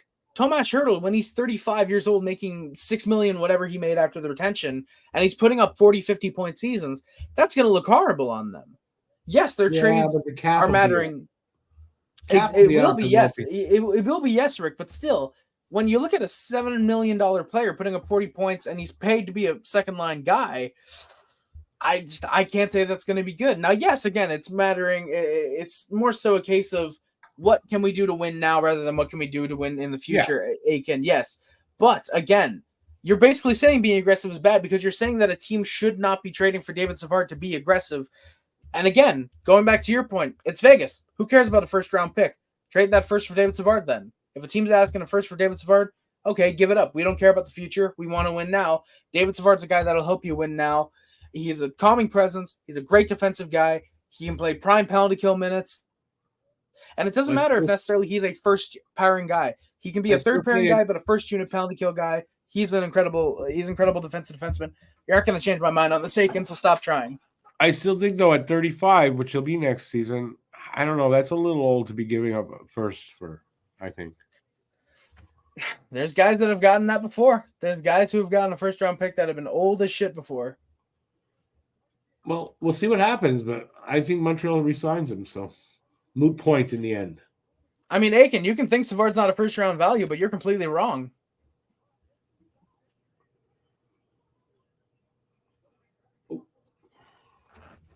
Also, Aiken, again, they care about winning now. Then why wouldn't a team who cares about winning right now trade a first-round pick for David Savard? Again, if you're using the mentality with Vegas of, we don't care, we want to win now, then why not? Why not give up that first-round pick? You can try and finagle down, but that's not going to matter. It's not going to matter in the grand scheme of things when, we can win a cup with David Savard, and all we got to give up is a first-round pick. Okay, who cares if that first becomes? We get a Stanley Cup as a result. Who cares about that? Give up the first-round pick. Game's heating up a little bit. Oh, shit. All right. We're halfway through. I'm going to stop arguing. Halfway through, only 12 shots apiece. That's like nothing, man. Yeah. With my logic, any third value pair in the league, well, Aiken, that's the thing. David Savard isn't the third pairing guy in the league. He's the top four guy. He's a second pairing guy. And I think that he's a very solid defensive defenseman again. And yeah, sure, some of them don't put up points. But Aiken, are you saying that defensive defensemen aren't what get you Stanley Cups? Are you saying that you should go all six defensemen being offensive defensemen? No, you can't. He's a third pair value to a contender. No, he's not, Aiken. He's not a third pair value to a contender. He is a second pair value guy. He's a great defensive defenseman who can have some offensive have some offensive splashes. He's a great first unit penalty kill guy. He is a guy that to a contender, he should be worth a first round pick. He should be worth a first round pick. Aiken, I'm sorry, but what are you saying? He's not the same defensive defender as he was in Columbus. Absolutely he is. If anything, he's better, and he's seen more because he's in Montreal. His value gets hyped up more. You could argue he's worth more than he was in Columbus because of that. It's the age. I don't think so. That's the thing. Now, before this season ended, yeah. I don't think next year it's going to be the same, but I could be wrong. Yeah, absolutely. Oh, Leafs had a good chance there. 2-on-1, just couldn't connect with the pass. There's been some good chances on both sides. Yeah, I've been trying to watch the game if this Leafs fan in the chat would stop trying to argue. No, the game heated up, and it's typical. This whole series, all 3 games now. Second period gets better. Left out in the open, 61 for the Bruins. Had a good shot that was blocked. The pace got better. Yeah, Edmondson takes down a Bruin against the boards, and game is starting to heat up. This is going to be some fun hockey, especially if we're scoreless heading into the third. Yeah. I will actually say I think it'd actually be a lot more fun if it was a 1-0 or 2-0 game, because that team that's going to be trailing is going to be desperate as all hell. Yeah. I think the game would actually be even more fun at that point. I don't know. You get to the third 0-0. Well, you don't want to go to overtime, right? It's not like a 5-minute overtime, right? So I don't know. Then now both teams trying to score, opening themselves up a little bit. I think that could be pretty wild in the third if it stays like this. It could be, yeah. That is true.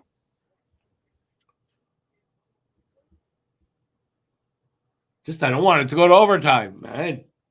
Yeah, I don't think we want to be here until 12, 1 a.m. watching some Leafs Bruins overtime. I don't care about one period of overtime. I mean, that's the thing with overtime in playoffs. You just don't know. You just don't know. Savard is not a star. Defensive defensemen aren't, though, Aiken.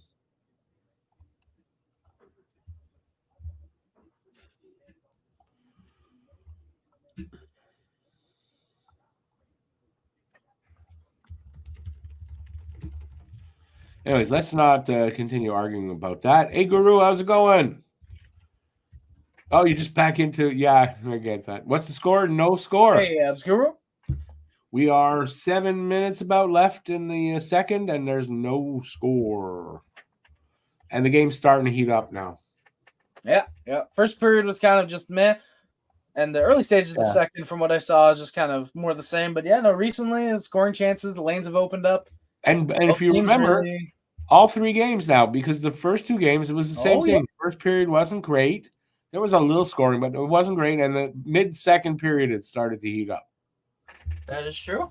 And they're right on the money for that right now. So yeah, I don't know what that's about, but it seems to be a pattern with these guys. Mm-hmm.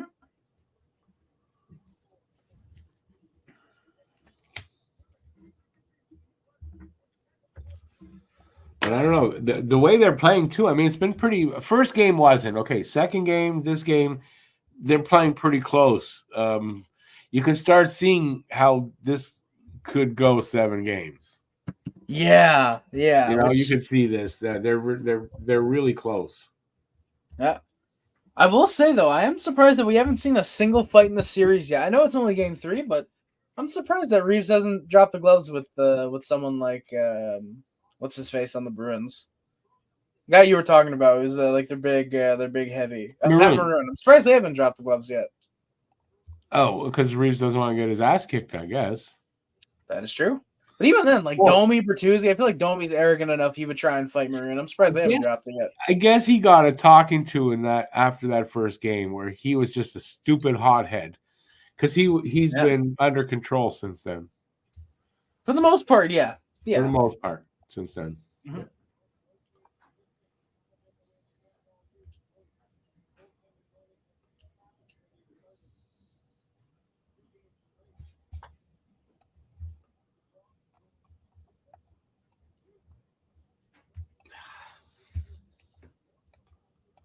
He's not getting shots through. And there they go. First goal. Matthew Nyes opens the score. Oh.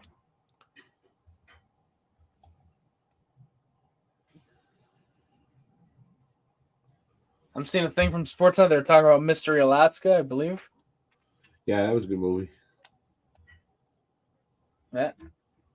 Well, Leafs fans are happy with that.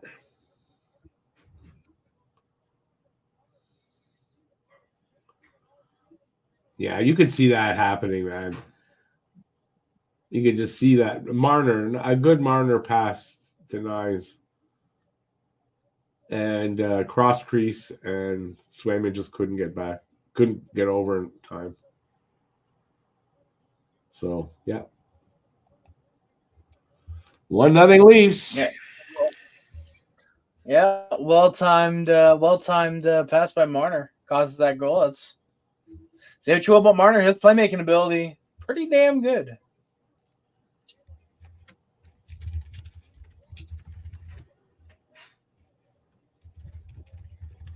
Well, let's see how the Bruins react.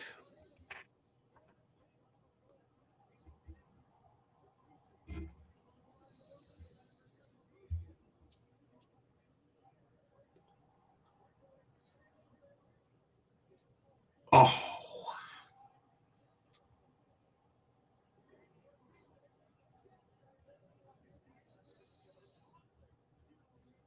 Did you see Jake Allen on the hockey paddle on CBC on the weekend? I saw a little bit of him. I didn't pay too much attention though. He was talking about the triangle. So you know what we were always talking about, the 5-hole. It's no longer the 5-hole. There's a triangle, he says, that is just some part of the pad and between the skate and all that, where the 5-hole is, but it's a little lower, I think.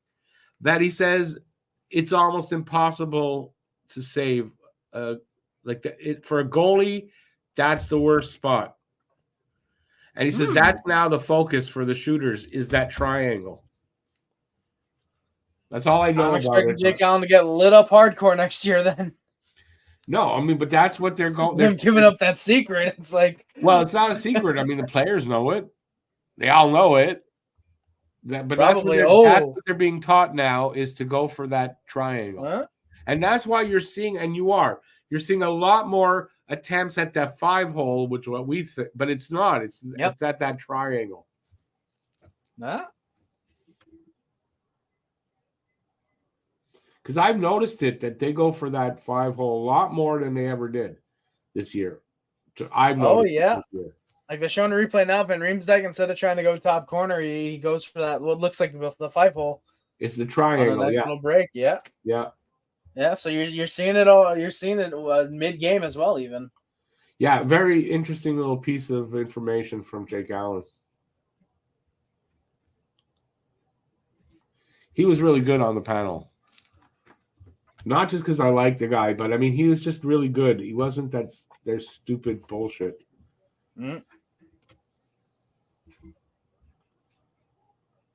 Oh, they almost did it again. Almost. Just didn't connect. Oh. Yeah, Bruins are in trouble here if they don't change something. Oh, there's a Bruin got tripped. I think that was cool. Well, there's no penalty for it. Both teams hard hitting. Oh, yeah, definitely the game heated up, and the pace is much better. So now it's serious. And now that there's a goal, now Boston's got to get the next one. Right? So they've got to, but they're just, I don't know, they look flustered a little bit. Not a ton, but a little bit. Yeah. To an extent, I see that. Oh, yeah, 3-on-2 for the Leafs. I'm seeing that chance here. Yeah. Oh, they almost did, yeah.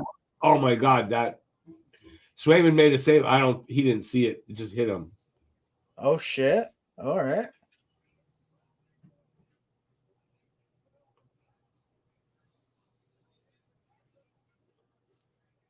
Yeah, Bruins need the next goal. I think if the Leafs score next, Bruins are really going to be in trouble. And now there's a penalty. Bruins penalty. Oh, shit.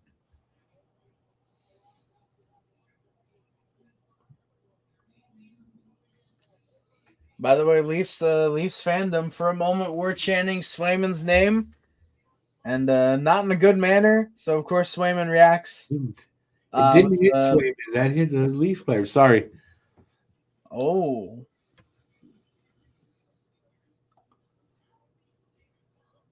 Yeah, DeBrusque does go the other way, but he's not able to get a shot. Good defensive play by Riley. I will say, Morgan Riley, his defensive game is a little underrated.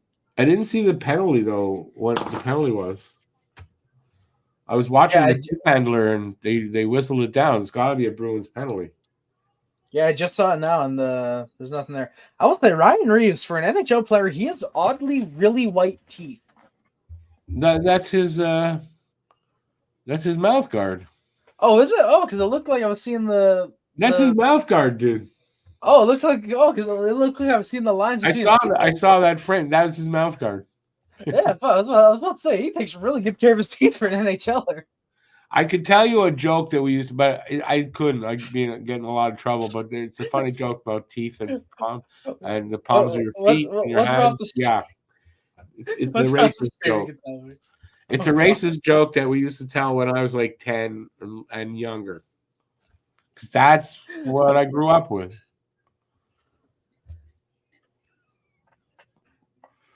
Joe says it's a Polydent mouth guard. I know Marner wears the same thing.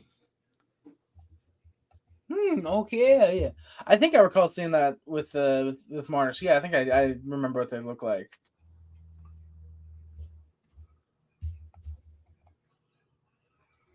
Let's see. Yeah.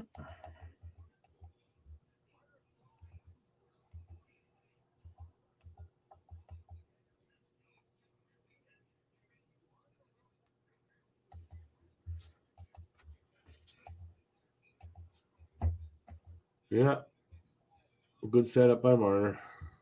4 minutes left here in the second. It's 1-0 for the Leafs.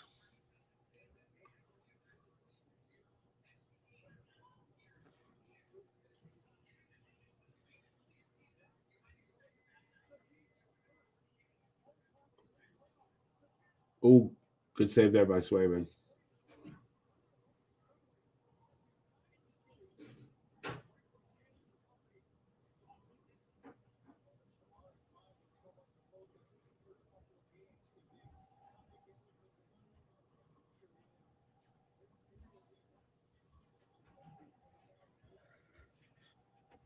Oh, I didn't realize that Marner after the first two games had 0 points. Yeah, it said since 2020, every year, first 2 games he hasn't scored. Oh shit, that I didn't see. I just thought that was a quiet start to this year. Unless I wasn't reading the full thing, but Yeah, I read it. Hmm?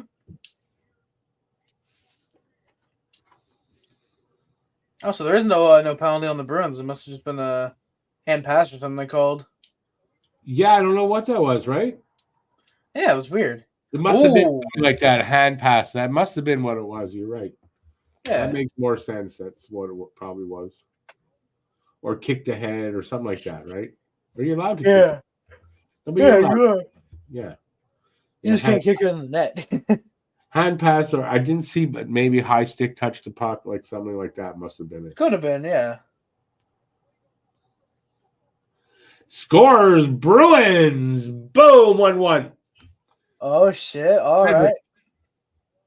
Trent Frederick I ties will it up. say that Coming in on the left side. Thinking the Leafs Shot went just inside the post and the goalie. Goalie was right at the post, but it went just inside.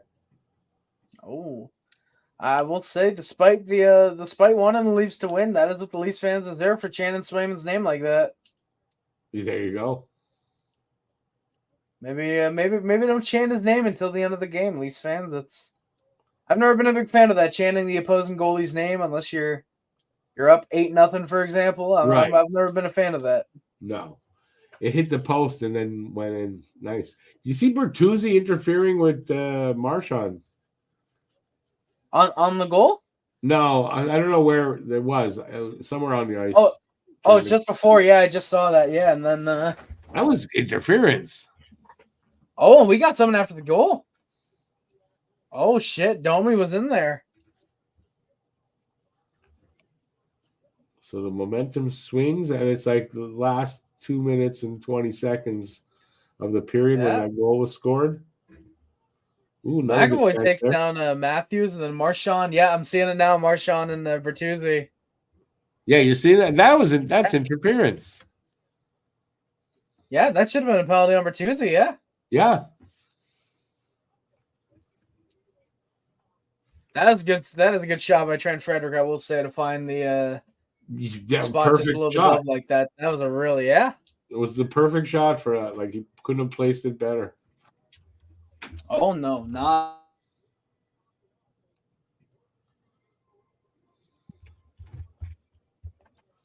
So we're tied up. 2 minutes left in the second. Shots are 20-16 for Boston. And very tight. I will say for Trent Frederick as well, that is his second career playoff goal and his second goal of these playoffs. He's got 2 goals and 3 for the Bruins. So yeah, there you go. Yeah. Oh, and Reeves, there we go. Reeves and Frederick. We're just talking about him. He's getting in there. Yeah, nothing happened. Ooh, someone just gave a big hit at the line. Bruin on Leaf. Mm.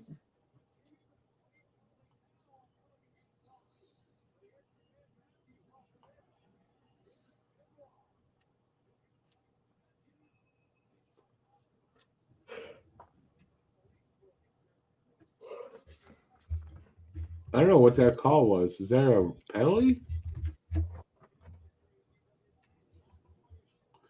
Montgomery just went, the fuck? There's a penalty for what? Big hit, McCoy on somebody. He's getting a penalty. That delayed?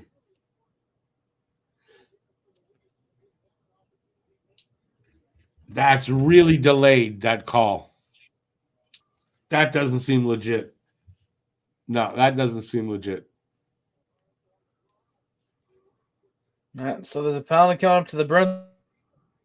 I just got that on my screen out. There's Oh, and so on a delay, is he supposed to have his hand up? I didn't see that.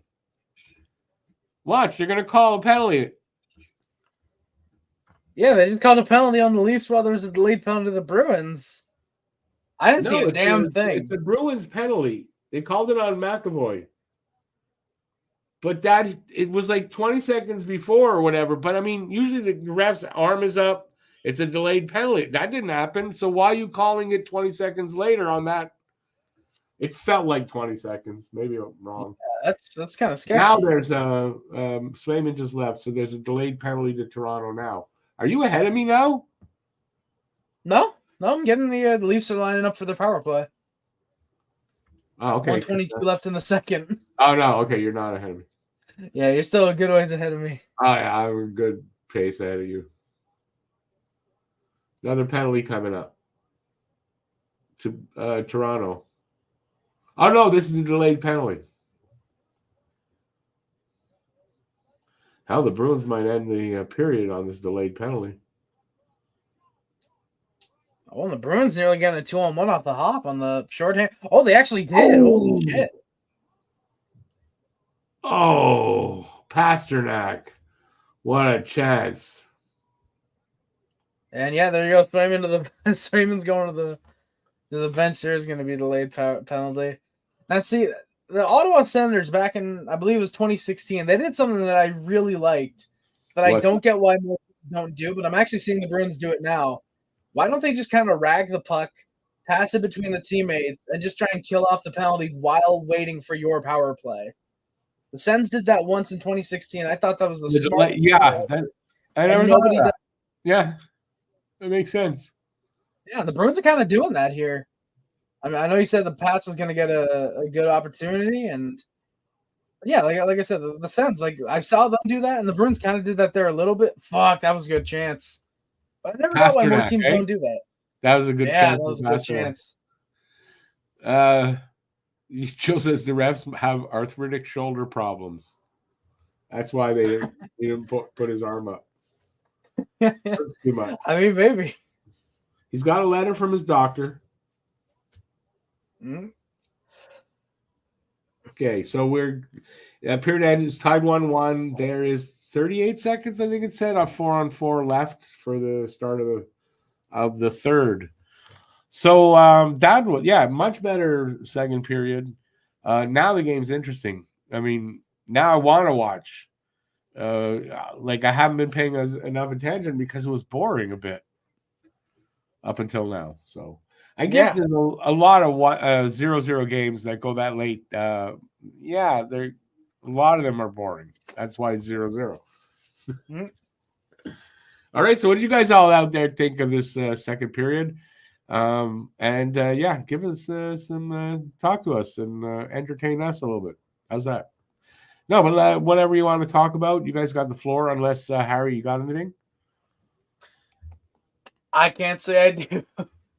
You know what? Actually, has been a surprise. Now we got penalties, but the refs haven't annoyed me. I haven't watched close, so I don't know how much they've missed, but they haven't annoyed me. That's third game in a row.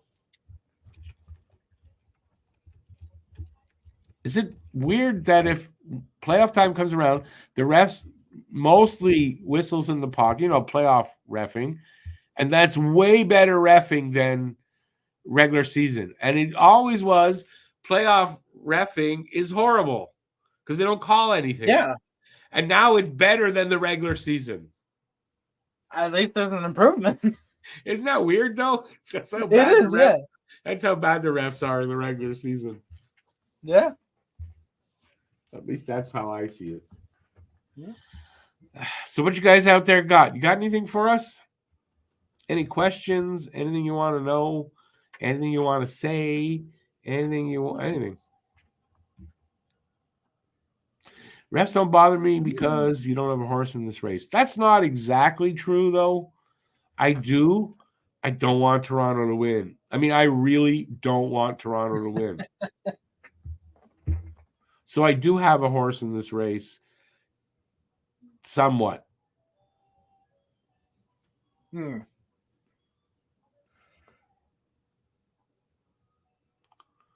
Cherry would always say, "Let them play in the playoffs." Yeah, well, that's what they do, though. In general, that playoff reffing it's got to be really egregious, or you're corrupt and you're trying to fix a game or whatever. That's the only reason you call anything. Although there's been five penalties called here so far, something like that. So yep. I don't know how many in the first two games in each game, but because I don't pay attention to that, I don't have to do the previews anymore.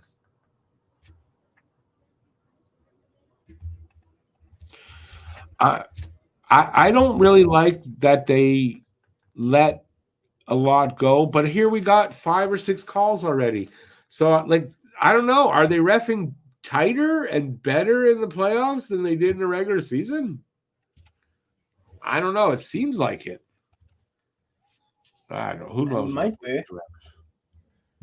What do you expect from corrupt refs?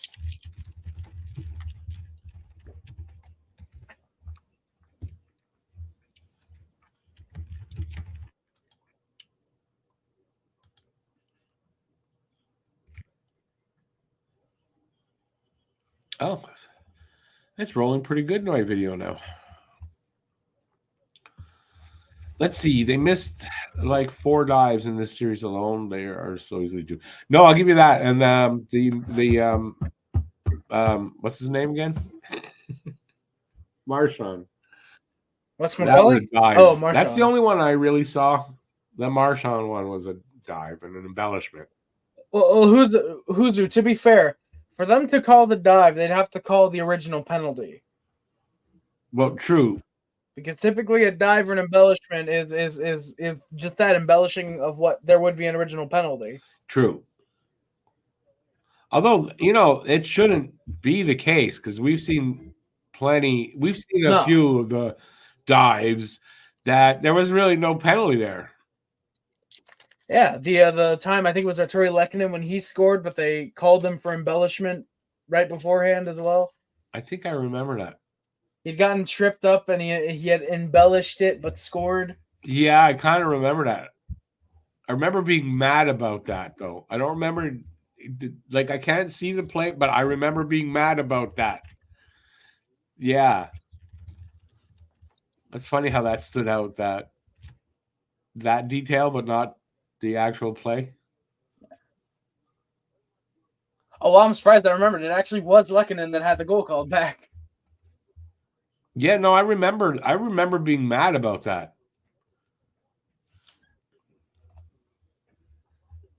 Then I looked at the TV, saw Kelly Rudy, and then I'm mad about that too.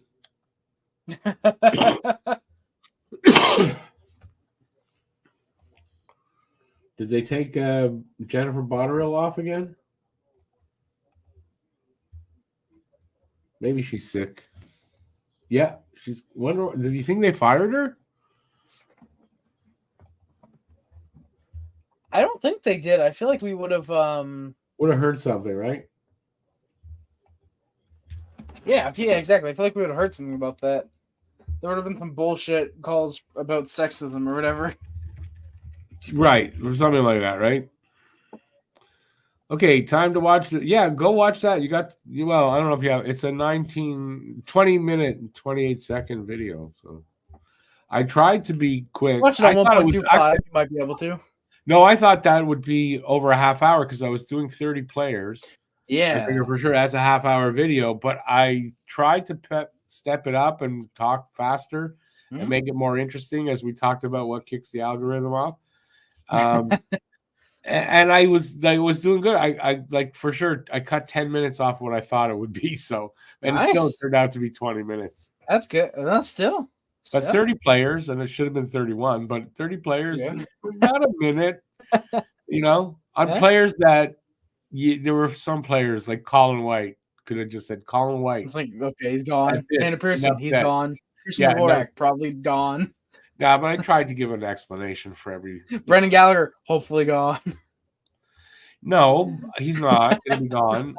But, I mentioned that, some players I'm sure I spoke a minute for and some just 20 seconds. Yeah.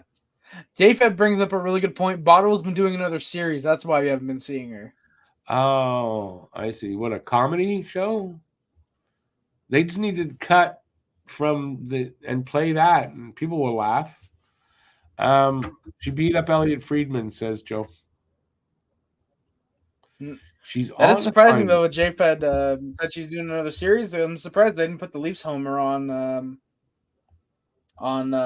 They're all Leafs homers. I'm surprised they wouldn't put her doing the Leafs. But she's the most obvious out of them.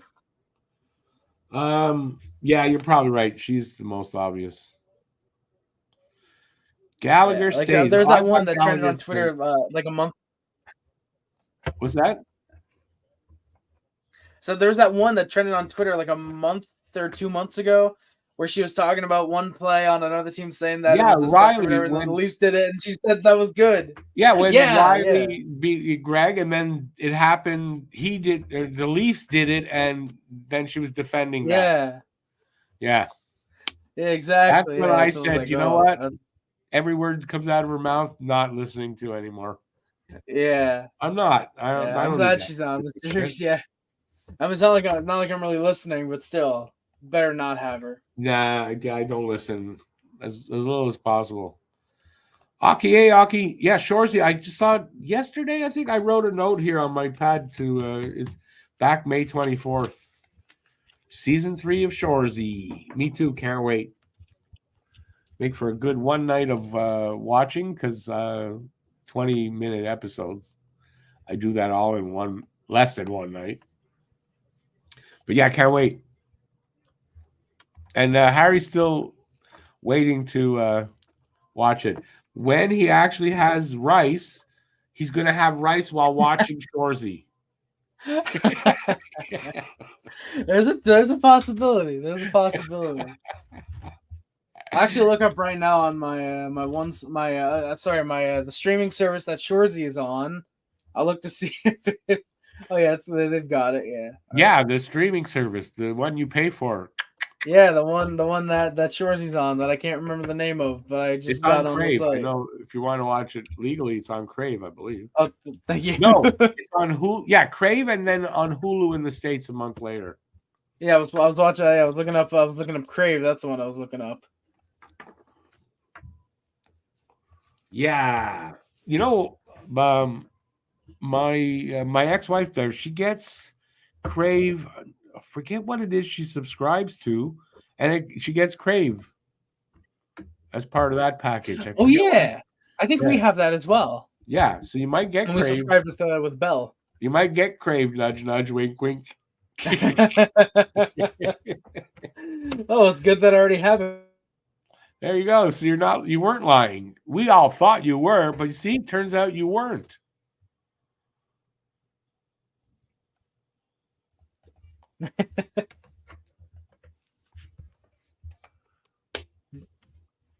Let's see what else in the hockey world. I didn't get any news. Like I usually have some kind of stories about the teams, but I can't really be bothered to go out and hunt stories on these two teams. It's enough we're sitting here watching. I mean the Avs storming back against the Jets last night. I don't know how many people really expected that. And who'd you take in your bracket in that game? I don't know how many people. Me too. I took the Avs. I might have taken them in 7 though, but I took the Avs. Now the one I did in the video, I didn't. I took Winnipeg, but that's not my official bracket.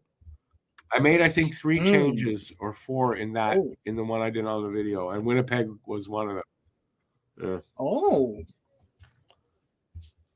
Yeah, I know. You could have done one for yourself too. I was offering.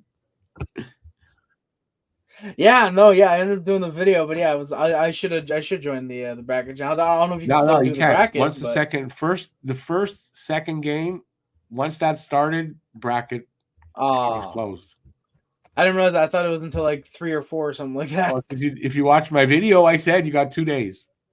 When I did the video. Sorry. Yeah, the rare time actually, legitimately the rare time I actually don't watch your video. You know, it's too bad you didn't join in because I know Treg is in. There's like some writers, some hockey writers in there. Oh wow. Yeah. Shit. Yeah. And I didn't go and look to see how many people actually did it, but when I did my second one for the video, there were 5 or 6 entries already.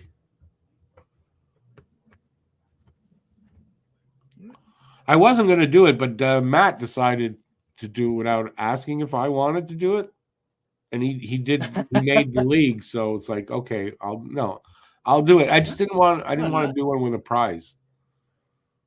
Yeah, that's all. I'm being cheap this year. That's all. Yeah, don't worry. Honestly, I didn't feel like doing all of that with the bracket. Anyway, he put it up, so okay, he put it up. So I took part and did the video. Just thought I'd get my partners to do the videos too. Next year, we'll try to organize it better next year, though. It wasn't organized well. I'll give that. It was like last minute. I get that. But next year, we'll try to just do that stuff better.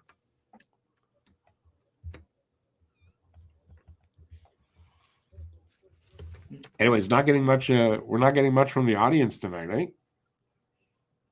No, surprisingly, usually you guys are on it. Yeah, pretty well. I don't know if you're bad luck. I don't know if you're bad luck, but I did the first 2 games by myself. I was averaging like 18 to 21 people in the room. So you dropped me like 8 or 10. I don't know. Maybe they're probably just not interested as much as we go through the series. Probably. Well, if we get into like game 6 or 7, the view count's gonna climb back up. Game 7 will be good because people want to see. I think most people would rather see them lose in game 7, and that disappointment for the Leafs fans. It's kind of like it's very life sustaining. Shit, and then it's very life sustaining for us Leaf haters if that would happen. I'm sure it would add at least a year or 2 to my life. Huzu, it is called Talking Habs. The Habs did not make the playoffs. I hate the Leafs. Boston, and I figure most Leafs fans do. And Cam is a bot. But anyway, the last 2 seasons, I've done this for the last 2 seasons. I followed the Leafs till they lost. So nobody complained then. Huh? It's fun to watch them lose. It's not fun to watch them win. That's the only problem. No. I'm hoping we don't see a repeat of a first-round win. Yeah. I mean, like I said, I'd be fine with it. My best friend gets to the second round. I'm happy for her. But no. In terms of the teams, I'd rather Boston. And then they get destroyed by Florida in the second round. If people I know like the Leafs, I'm happy for them, I guess. Yeah. But Joe, am I related to Jeff Gordon? The resemblance is uncanny. Is it really? There's some resemblance there. There is some. Let me look up a picture of Jeff Gordon. I know what he looks like, but let me look it up and get a side by side. And Huzo, I just want to say this too. The 2 games I did were the most, like, I got the most views than the last 15 Habs games, pretty much. I got more views per game than that. So it was actually better. Most fans tune out when the Habs are eliminated. Yeah. Well, I usually do that. But the last 2 years, I decided I want to watch the Leafs lose. So I started doing that. And this year with the other channel, we're going to do games through the playoffs. So once this series is over, if the Bruins are still in it, probably on the other channel, we're going to do the Bruins games. But I might do a different series here. I don't know. I haven't decided what I want to do. I see it a little bit. There's some. It's not full, but there's some resemblance there, without a doubt. Yeah, I see it a little bit. Let me try and let's see if I can fluff up the hair just a bit. I wonder because I don't know his background at all. Maybe he has some indigenous blood in him too. He might. Let me look that up. Actually, well, that's what I'm thinking. He kind of, when you think about it, well, maybe he's got some in him. Yeah. But there's definitely a resemblance. Like, you could be his kid or his nephew or something. Probably. From looks, it looks like, for sure. Doesn't say anything surprisingly on his Wikipedia page. No, it would say there if he was. I just thought maybe that's where the resemblance comes from, but no, there's some definite resemblance there. Yeah, there is a little bit. Yeah. I never really thought of that before. So thank you. You can go to some Habs events. Hey, listen, I'm Gordon's my dad. You know what? People try that shit though. Don't you laugh? They do. You try that shit. I wouldn't have the balls to do that. My balls haven't dropped enough, even though I'm 61. Oh shit.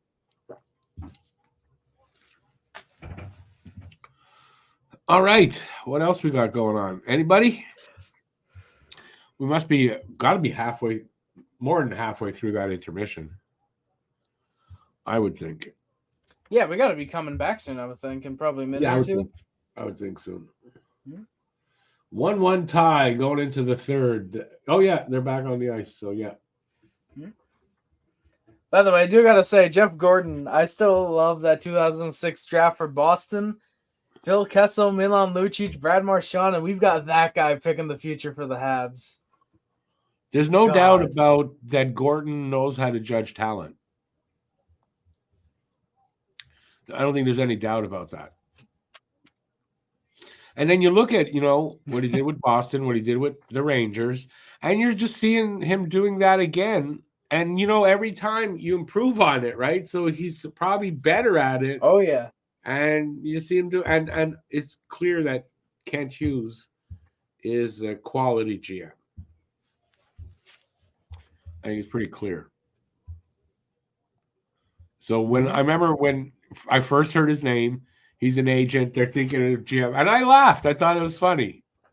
And yet, look, today, brilliant move. Yeah. Oh, yeah. So they're back underway. 20 seconds left on the 4-on-4 is what I got. Aki, by the way, yes. If I ever meet Jeff Gordon, I will throw my arms up in the air and yell, "Daddy!" I will do that. If I ever meet Jeff Gordon.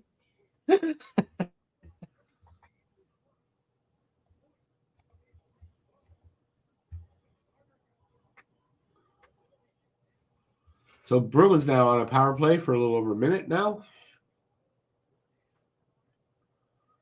Be nice to see them connect right here. Brad Marchand getting booed in Toronto. Sure he loves that.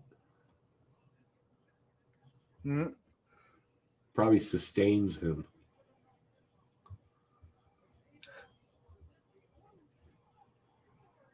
Boom! 2-1. Boston.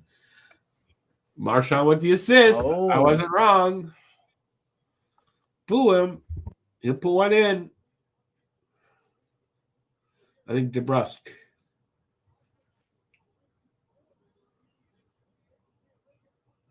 And either a rebound off Marchand's shot or Marchand set him up. Actually, I think Marchand's shot, hit DeBrusk and then he put it in.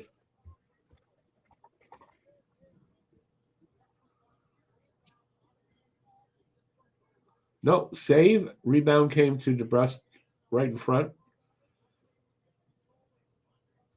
And he put her in. Well, there you go. 2-1 Boston. Let's see what happens. Let's see Toronto's response. Oh, yeah. I'm seeing that now. Yeah, it was a shot and then the rebound. Yeah. Good on Jake DeBrusk. Yeah, I'm kind of glad they got the goal. So now I don't want them to give up. What? Ooh. I will say, Jake DeBrusk's having himself a damn good playoff so far. 3 goals, 5 points in 3 games now. Is that what he's got? Yeah. 3 goals, 5 points through the first 3 games now with that goal. That's a good start to the series, man. Oh, yeah. Or to the playoffs, even. Yeah. Sweden got lucky there. Shot, hit, I think, Lindholm, and then hit him. And then half that net was open. You got lucky there. But it's a good thing. I'm glad. Guru, no. Cam had work or school tonight. Cam, no. Alex is sick today. And Matt is still unpacking and stuff.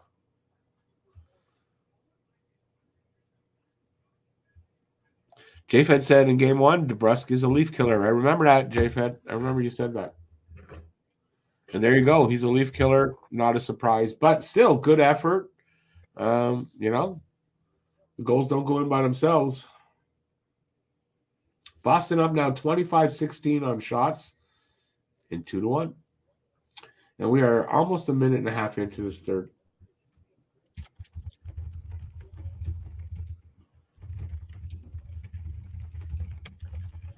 So maybe I'm called this game accurately. I said at some point I think Boston takes over and whatever. Maybe that's what's happening here. I don't know.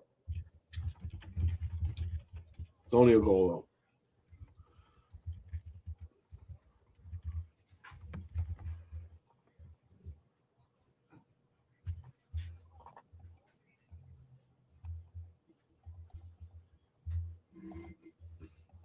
But this is where the Leafs had problems most of the time, right? Like in the third period, you go down a goal. They weren't able to, they didn't have enough heart to fight back or enough talent, I think, through the whole lineup. So I will say so far this year does feel a little different. I think they'll be able to pull it off. Yeah, no, that's why I said let's see their response. That's what I meant by that. Is let's see if that's what's different about them. Yeah, let's see if they got the. Ooh, that was a big hit by Morgan Riley behind the boards, or not behind the boards. I hope they're not in the crowd.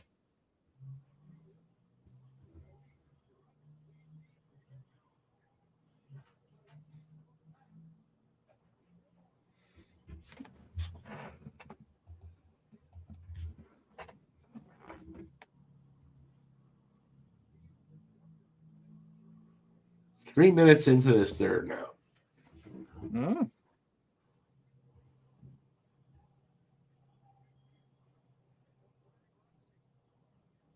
Also, the Leafs had only scored 2 goals or less in 8 playoff games. They got 3 the last game. Are they back to not being able to score more than 2? That's another thing. We should see. We will see. We will see.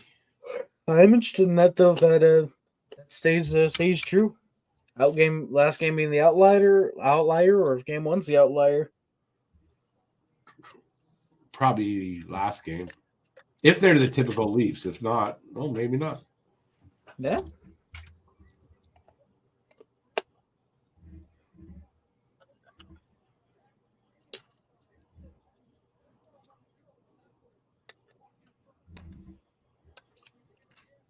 But I may get what I want if they lose in front of their fans.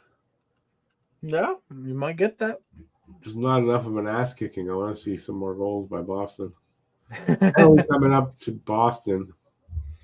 Oh, this might be the best chance for the Leafs to tie the game up. Then, yeah, this is where, like if they're anemic on the power play, again shows you something. We'll see. Yeah, but yeah, this is a great chance for them to get right back in this game, and not that they're out of it, but you know what I mean, tied up. Yeah. BL, you got that right. This is Alex, Cam, and Matt. Americans don't know shit about hockey. In their Matrix, Habs got to have Lindstrom. They don't got to. I'm more of a Demidov guy myself. I get the hype around Caden Lindstrom. I'd rather either Demidov or Gendel, though. There's something about a back injury or there's worry about his back. I don't know the validity of all that. This is what I was reading. And I didn't read like a whole article. I just read something quick. Yeah.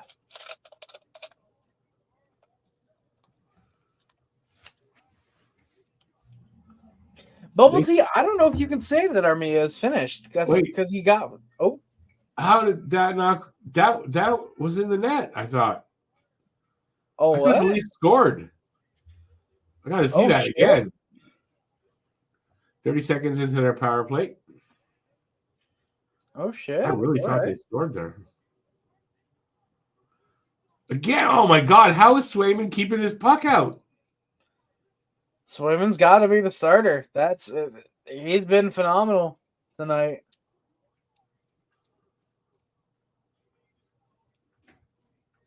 3 good saves here.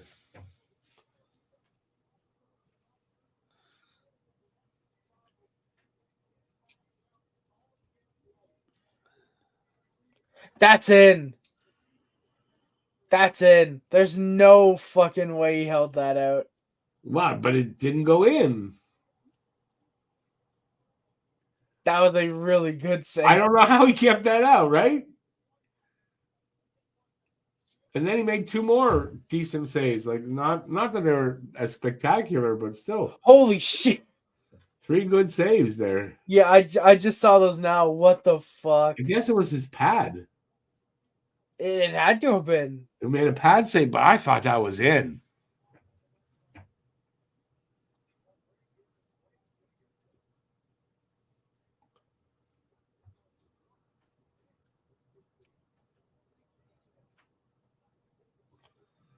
Must be nice to have talent like that, eh? Hmm?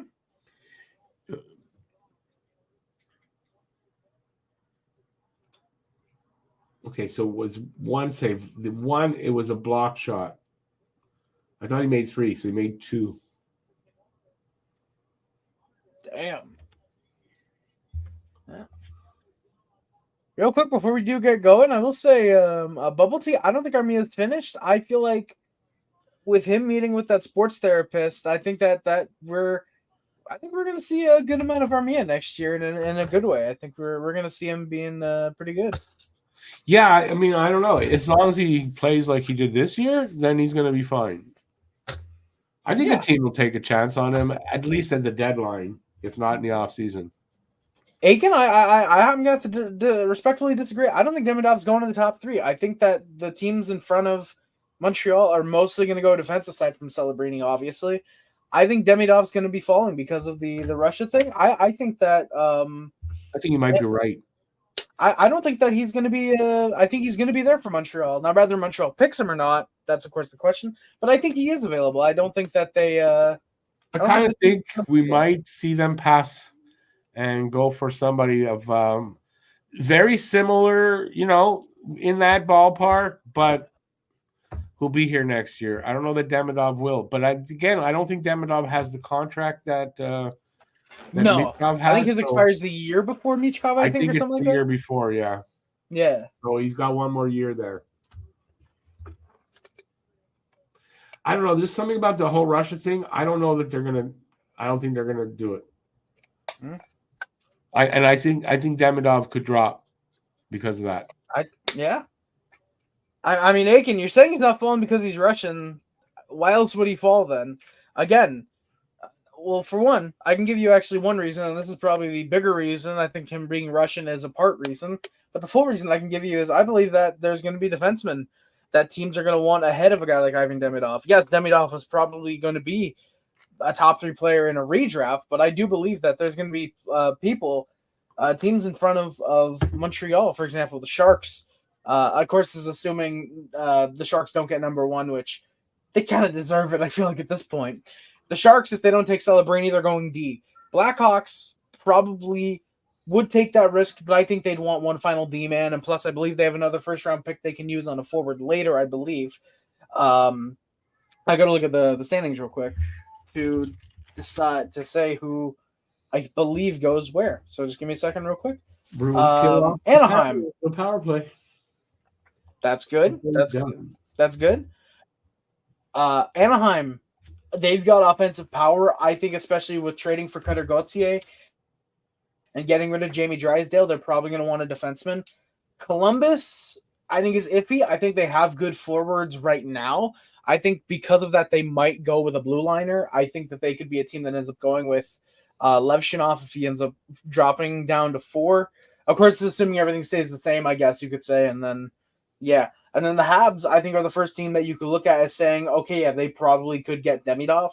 And then Arizona, they probably go forward. Senators, I would think Lindstrom. Go forward. You didn't even mention Lindstrom. Yeah, Lindstrom. Oh, yeah, Lindstrom, too. They could go with someone like a Lindstrom. And then when you're getting to Seattle, Calgary, at that point, it's so muddled they can go anywhere. But, yeah, to me, the way I see it, San Jose, Macklin, Celebrini, or defenseman. Hawks are D, Ducks are D, Jackets are probably D. Habs are the first team that could actually go for Demidov. Columbus, I could see Columbus going for Demidov. I think that they would be willing to take that risk potentially, but I think that because of their current forwards, I think that with especially having guys like Kirill Marchenko, and then you have their current players like Gaudreau and Laine who are starting to enter their prime, I think they might see that as, oh, well, we don't need a guy like Demidov even for the future. I think they might be stupid and end up going D as a result, especially because they do like their European players, just not, weirdly enough, not Russian European players. So I think they end up skipping over Demidov. But again, if they go after Demidov, Blackhawks, Ducks, whoever go after Demidov, I'm not going to fault them. I just don't think that they do end up taking the risk and pulling the trigger personally. All right, back to the and we don't know where we don't know where everybody's drafting because we don't know who's winning the lotteries. That is true. That is true. We don't know that yet. We won't know until May 16th, I think it is. I don't. It's earlier, 6th. No. I'm looking it up right now. There is not a set. Oh yeah, don't they usually announce it like right at the end of the first round? I thought I heard it was the 6th. There's apparently no specific date yet. No date yet. Okay. Yeah, just looked it up real quick. I think they usually announce it right after the first round. You might be right. Yeah, I know I know that it's speculated it's going to be early May, so I think they're probably going to do it within the next week, I would think.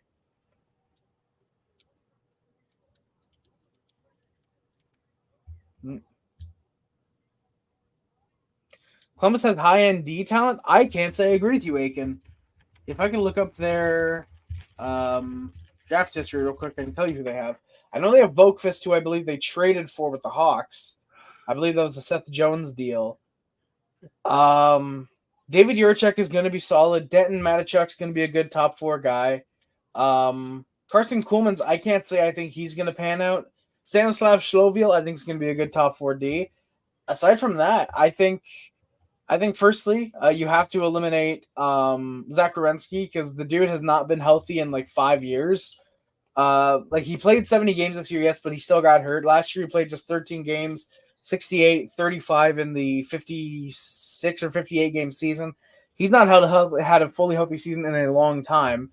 I think they just need one final top 4 blue liner, and I think they'll go for that.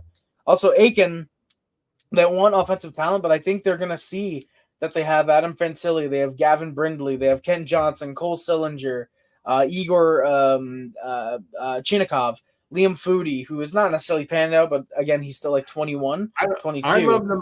And Kirill Marchenko. I'm thinking like Aiken, though. I think they got Fantilli last year. You got another really great pick. I think they go with one of those guys that are going to, like Demidov probably go second, Demidov or Lindstrom. If it's defensive players, I think they'd go with one of those 2 guys. Oh, and I agree that they should be. I just don't think that they will. I think that they'd be smart to go high offense, but I think they'll look at a defenseman just because I think they'll view that as a more valuable asset. I know you pick up Demidov, you add him to Fantilli. That's the start of a really good line. Oh yeah, it is definitely. Or they would be smart. Lindstrom 6'5" center. You get 2. I'm not sure. Is Fantilli a center? I think he was, right? Yes, Fantilli's a center. Maybe that's your future 1-2. Yeah. So I don't know. I think they could easily go offense. I mean, Aiken, when Demidov goes at 2, no, he is not going at 2. The only way he goes at 2 is if Montreal wins the draft lottery for second overall. I can't see the Hawks going for a forward. I can't see the Sharks, if they end up dropping, going with a forward. I think no, but it depends though. Like if you're picking best player available, that maybe the Hawks think that Demidov is the best player available at second. It should be. The issue is that a lot of teams will draft for what they need. Unfortunately, ahead of best player available, which is smart that the Canadians are doing. One or the other. But you don't know what they're going to draft for, though. You don't know that ahead of time. It's saying if they're going best player available, then I think second team's taking Demidov. Yeah. But Aiken, the Hawks haven't said anything about drafting for need, but have they said anything about drafting best player available? Aiken, teams, I will say this. Teams do not usually say whether they're going to draft for need or best player available. They usually won't give hints at who they're picking. Hell, even last year, Chicago did not drop any hints that they were taking Bedard first, even though it was dead obvious. Nobody really gives out those little hints, aside from those little pressers like Montreal. Hughes did, basically. I mean, but it's the same thing he said last year. I mean, if you got 3 guys, you think they're all equally talented, one of them fits a need more than the other 2, you take that guy. Otherwise, you take the best player available. Yeah. Aiken, you're putting your laughing emojis, but that's not proving anything for you, my guy. That's, to me, showing that you're very insecure and that you have to laugh about what I'm saying because that's showing that you're wrong. So, I mean, that's up to you. Do you want to try and prove me wrong? And by the way, nobody knows whatever we're saying. No, we don't know any of this. It's our opinions, our speculation, maybe educated guess. I mean, that's all it is. We're halfway through the period, by the way. Still 2-1. Yeah. I almost forgot there was a game.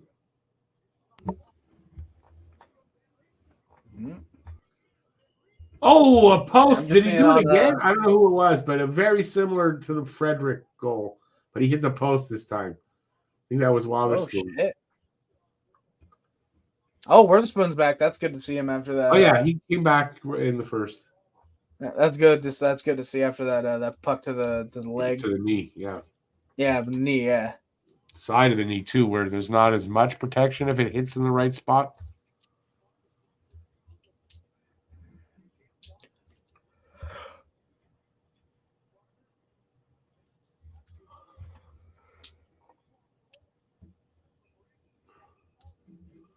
Puck off Swayman and out.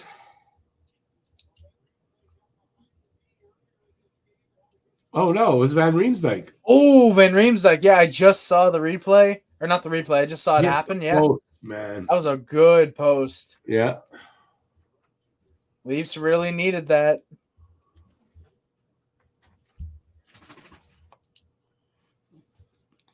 Well, Aiken will be... We're doing the draft, yeah. I do it every year.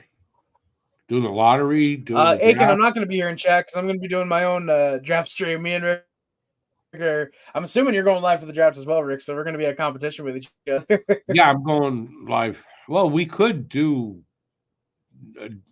together on both channels, all 3 of them.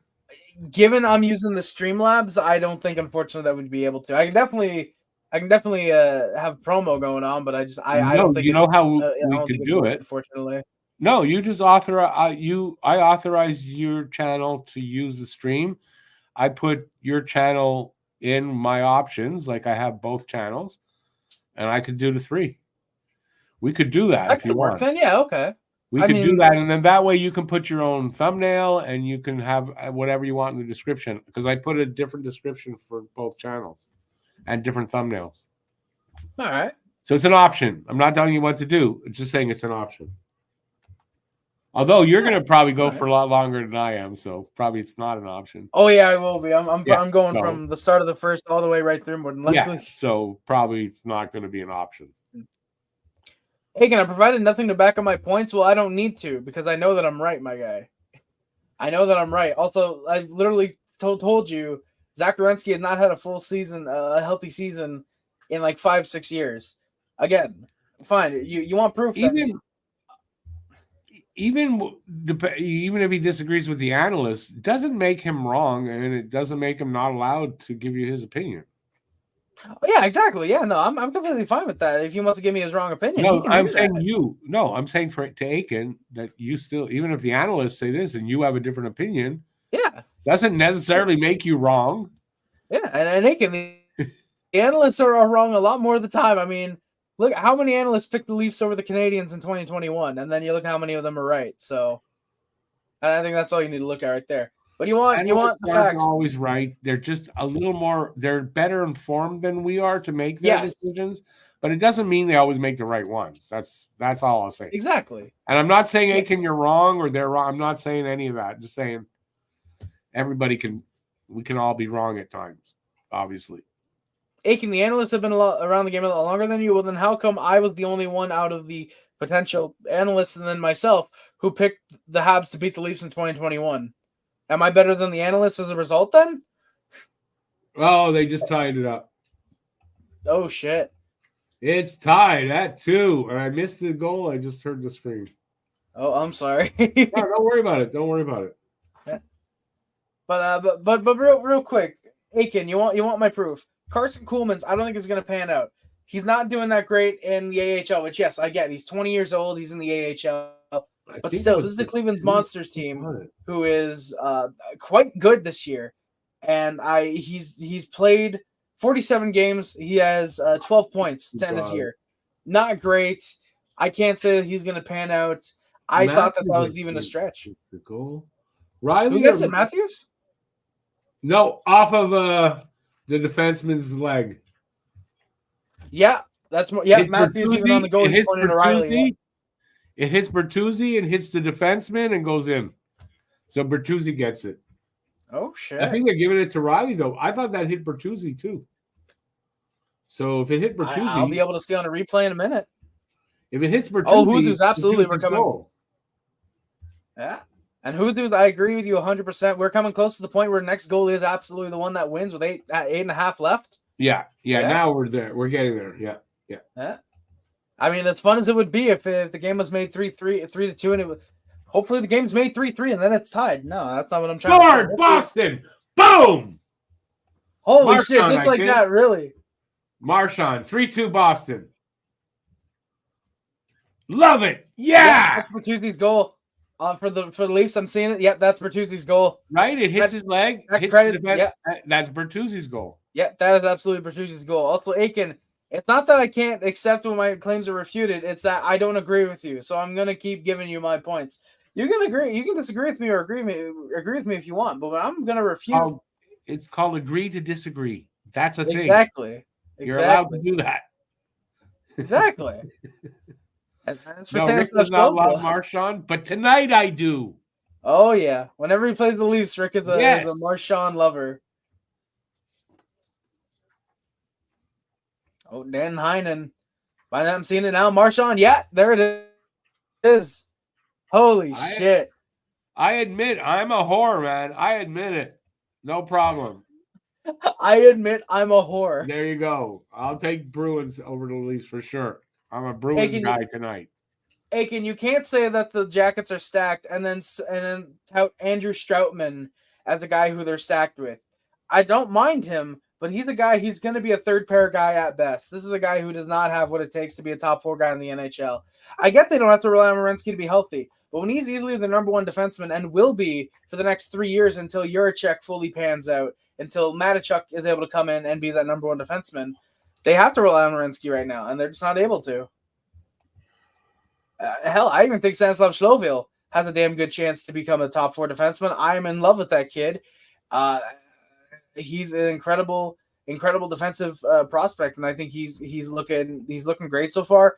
Juracek's looking great. He played half the year in the NHL, half the year in the AHL. Even Dan Matachuk, he's looking like he's going to be a phenomenal defenseman. They have guys in all pairs lined up. No, they don't, Aiken. They still are missing a top 4 defenseman, and I think that's why I think they would go defenseman in the draft. Anyways, let's go on to something that's actually important aside from the not talking about the Blue Jackets. Come on, it's heated up. Yeah, the goal happened so fast they hadn't announced the Leafs goal yet. Yeah, that was a nice snipe by Marchand, I gotta say. That was a nice goal. Yeah, they didn't announce the goal. And they didn't even have time to put the graphic up either on Sportsnet. Nothing. They had no time. That happened really fast. Yeah, that had to be what? Oh, holy shit! I can't tell who that was. 61. He almost made it 4-2 real quick. Pat Maroon. Pat Maroon, the one-man dynasty, as they call him. I've got 725 on my end, so I'm a little bit behind. Shit, you're almost. Now I've got 711. You're almost a minute behind me. Now I've got 707. Somehow much. Oh, I got 626 on mine. Holy shit.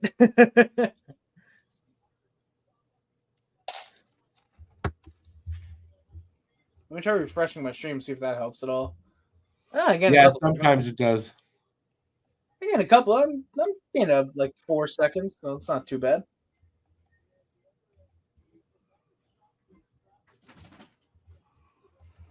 Three, 2, Boston.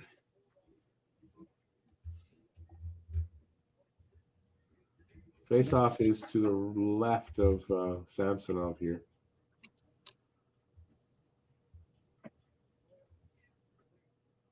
Leafs win the draw.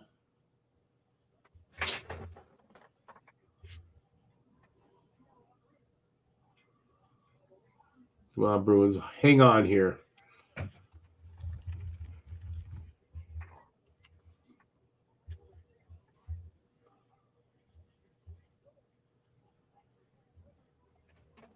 Six minutes left. Shots are 32-26, so shots picked up. Real quick, Egan, I will say Demidov will go 2. Levshinov's the only guy that's projected consensus to go top 5. I'm pretty sure that Caden Lindstrom has been mostly all year projected to go top 5 as well. Demidov going top 2 because he's rising. It wouldn't surprise me. And I agree with you. I think he should. But I'm just saying that I don't believe the teams in front of Montreal will go forward over defenseman. I'll go down now.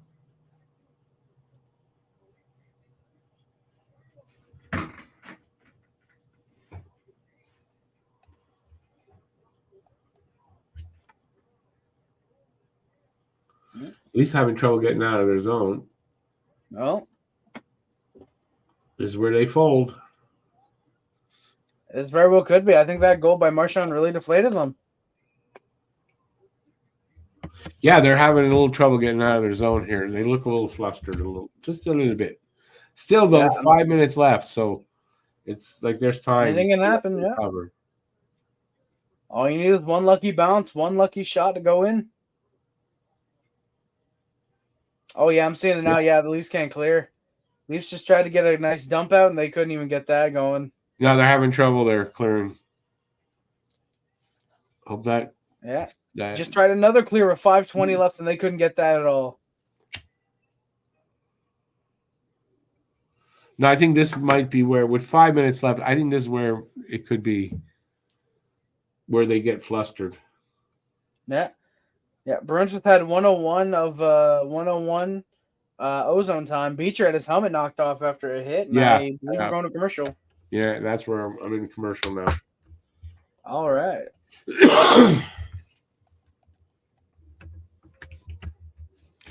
So the game's going the way I want it. Finally, knock wood.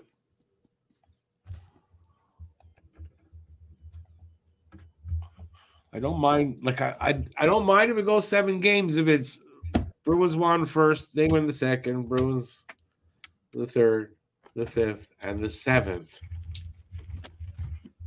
That's going to be fine for me.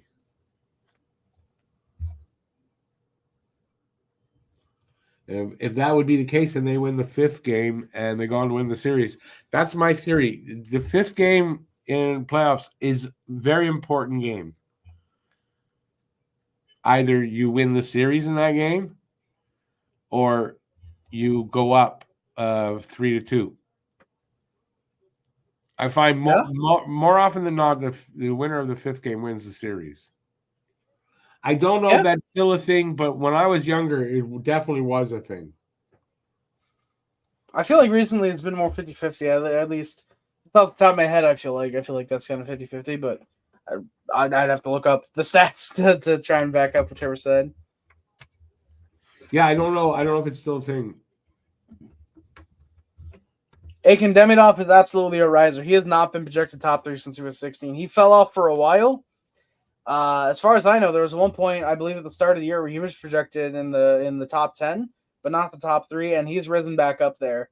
Because as far as I can remember, 2-3 months ago, he was projected like 5th, 6th, 7th even. There were some times where it was looking like he might not even go top 10. So I've been tracking the chat for a while. Well, clearly you're not doing a very good job of it.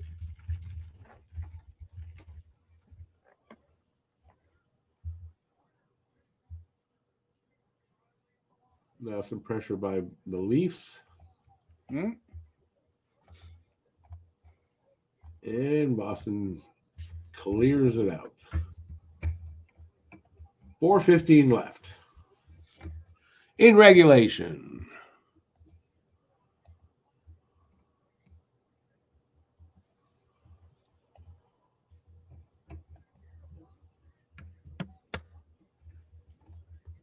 Riley almost made a bad mistake. Covered up for it mostly.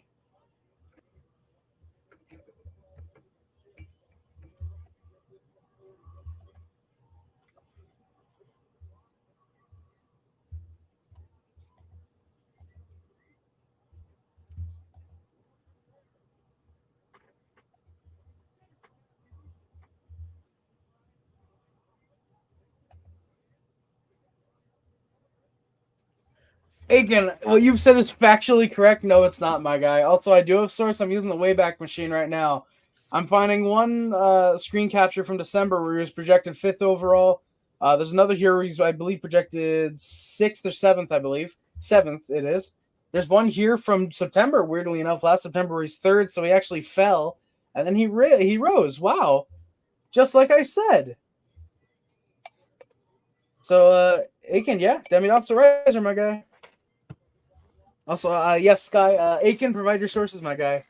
Habs Guru, I wouldn't mind Boston winning the series as soon as possible either. That would be very fun, I would say. However, Game 7 for the memes, you gotta love that. Yeah, you gotta, definitely. Aiken, please inform you of the source. Go to the My NHL Draft website, copy the link, go to the Wayback Machine, put that link in, you'll find them. Huzu, oh, Leafs Nation. Oh, yes, Leafs Nation, man. Uh-oh. Robertson with a chance. That's right. I'm kind of taking over the stream from you, Rick.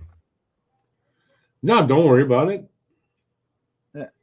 Aiken, My NHL Draft, you do realize that takes the general consensus of the prospect scouts, of the scouts, and where they project certain players to go. You realize that is a general consensus, right, Aiken? Because it seems you're not doing a very good job of following this draft class, if you don't know that. So that's what I'm going to say. Anyways, back to something important, like the Leafs game. 2:24 left, and the Leafs are giving it a go here, though. I've got 3:05, so you're definitely ahead of me, Rick. I just see Nick Robertson got on a break, couldn't get the full shot off. McAvoy goes down courtesy of Yarncroke. No penalty. Refs are going to put their whistles away. I got to think Robertson had a really good chance there. I'm surprised he didn't put that home. Goalie's out. 2 minutes left. Oh, shit.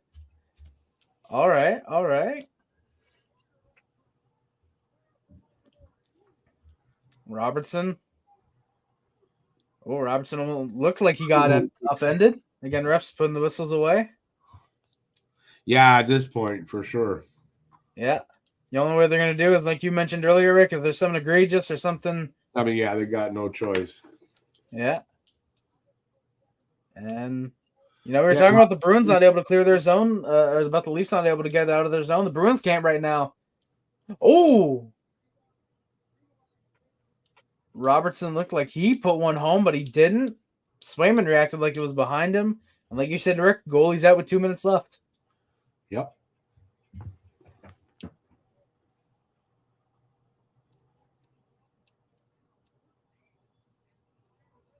Oh, Matthews. Scramble in front. Swayman hold. I got 142 back on my end. Icing against the Bruins.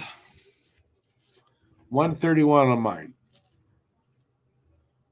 Hey, Uzu, Mom made some applesauce and blueberries. That sounds yummy. I will say that. Yummy. Yummy, just like Justin Bieber, who is a Maple Leafs fan. Yummy like Justin Bieber? Yeah, he has a song called Yummy. Oh, because that's what Matthews calls him.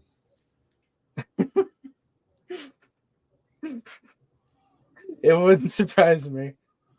Yummy, yummy, yummy. I got Bieber in my tummy. Penalty. And penalty? really?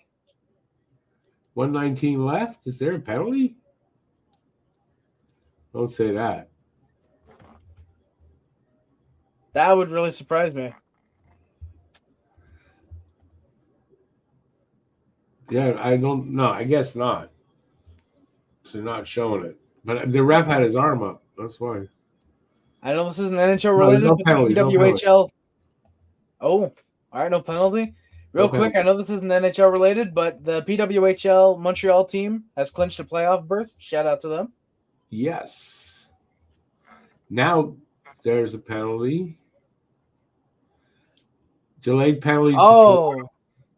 Is that a delayed penalty to Toronto? Yeah, you said that the first time. You had to realize what you were saying.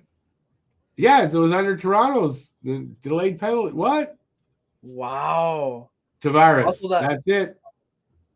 Wow. Also, that first one, it was the stick was the play was the puck was played with a high stick. That's why they called it. But Tavares, I'm about to see the penalty. The captain of the Maple Leafs looks like he's not captain material anymore.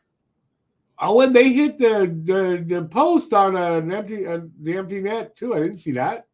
Holding call to Tavares. Yep, there we go. Tavares just got called for a hold. 1:04 left. And the Bruins hit the post. You saw? Yeah, I know. On the empty net shot.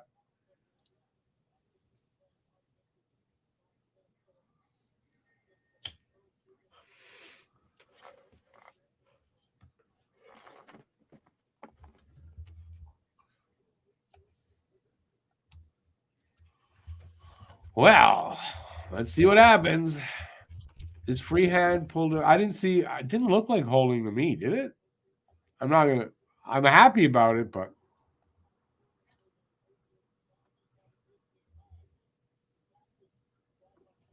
Who's the Beaver? Of course, Beaver would be a Leafs fan. He's been a Leafs fan for like 5-6 years. I feel like. Yeah, he's been a Leafs fan. That's how. Been known for a while. That's why he's so such friends with Matthews. Yeah. So surprisingly, the Bruins are the team taking the timeout, not the Maple Leafs.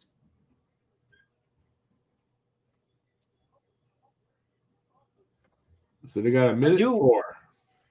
I do wonder if the Leafs can get it out of their zone and they get a face-off in the Bruins zone, if that's when they call a timeout or if they're just going to run with this.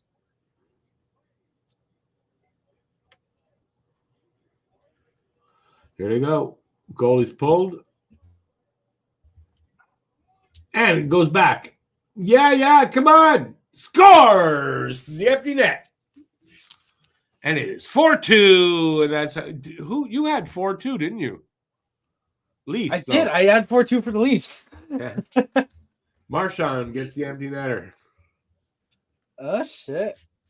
The Bruins, they just showed a graphic 37-9 career playoff wins when Marchand scores. Oh, yeah?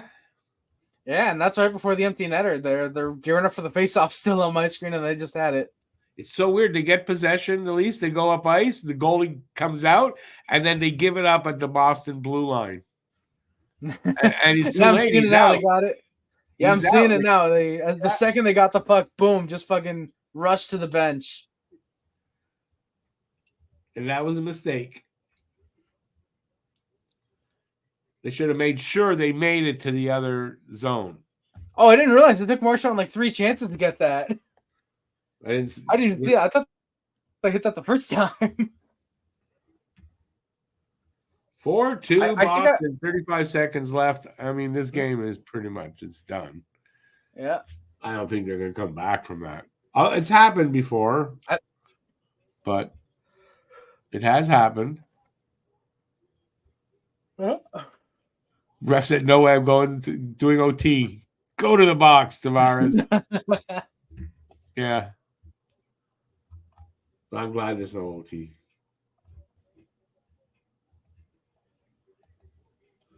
A nice 4-2 loss in front of their fans at home. Love it.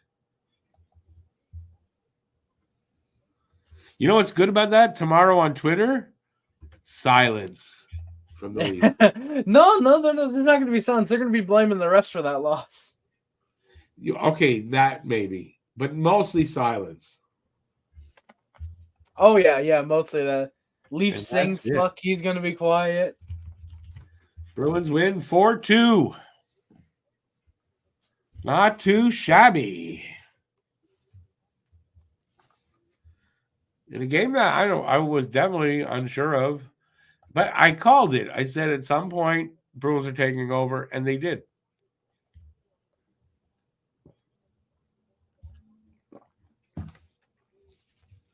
Leafs cannot. So they're not much different than they have been, but it's only game 3. 4 games left. It's still very close to play and everything. I mean, these two teams are pretty close. I think there's still a really good shot that this is going to go 7. What do you think for the game on? By the way, the next game is for Friday. Saturday. That's right. They're an extra day in Toronto. That's why it didn't make sense in my head for a second. So the next game is Saturday night. What do you think for Saturday? You think they tie it up? It's hard for me to envision the Bruins going up 3-1 in this series, so I'm going to have to say I think they tie it up. Well, if it's going to go to 7, I do believe that is I don't think it'll be like 3-1 and then the Leafs come back from that. So the Leafs, I think it's a must win because they don't want to go back to Boston down 3-1. I mean, they're not going to recover from that. You got to try harder to envision it, says Bubble Tea. No, I can definitely envision this. I'm going to say, no, Boston's going to win on Saturday. That's my guess. They're going to go back to Boston up 3-1. Wow, all right. Yeah. I like the bold opinion. I like it. Yeah, there's my bold opinion. Vegas and Dallas just started. Good for them. Nice. And then we got Oilers and Kings at 10. I don't want to watch Vegas because no. It would be great if they didn't win in front of their own crowd. Well, that's what I'm saying. Yeah. Mm-hmm. They're going to lose, go down 3-1. But I see what you're saying to the series then. Yeah. Well, maybe they'll win, and then Boston wins the next 2, and they beat Toronto in Toronto for the series. That could happen. Yeah. Oilers and Kings in 10 minutes. Kings going to get their asses kicked again? I hope not. I did pick the Oilers, but I want the Kings to win. It'd be nice for everybody to stop sucking off McDavid. Yeah, well, okay, but you know what? I think the distraction of Pierre-Luc Dubois, I think that might be a thing there. Could be. Could be. I mean, I don't know, but I know they can't. They're not. Management's not. They tried to they shopped him, so they're not happy with him. They almost traded him for Linus Ullmark. Yeah, I mean, they shopped him. They just signed him to an 8-year deal, and they shopped him. Yeah, something wrong there. And it's not on the Kings' part. It is definitely on PLD. Oh, yeah. Must win for the Stars? Why? What's that series up to? 1-0. Oh, that's not a must win, but... Well, I mean, to be fair, if they lose this one at home, they lose home ice advantage. Oh, if it's at home, yeah, okay. Agreed then. Agreed. Yeah. All right, anyway, I don't know. I'm not... I think we'll take off here. Yeah, I think that's fair. I'm going to be... I know I'm going to be back on Saturday. Who else is going to be back? I don't know. How are you going to be here? No clue. I'm going to say confidently maybe. A confident maybe. I know I'll be here. I don't know if Matt will be here. I don't know about the other 2 guys, but hopefully they'll make it on Saturday. It is Saturday. I don't know. But I'll be here.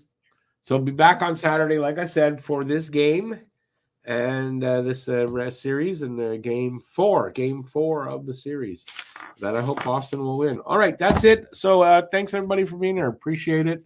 But I am tired. I don't know. I'm tired. You want to hang out a little longer or what? I'm kind of tired. Yeah, I'm a little tired. I'm a little tired as well. I'll admit, I got up a little early today. Yeah, probably going to bed early today too.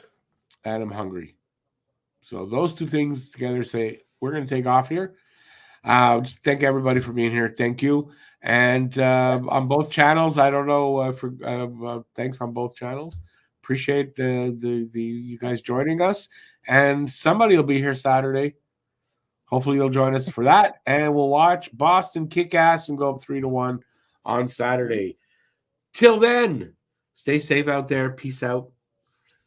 And I was going to say have a good Saturday night. It's not Saturday yet. Have a good rest of the night. And that's it. Thanks, everybody. And ciao. Yeah. I'm going to wait. How long can you hold that?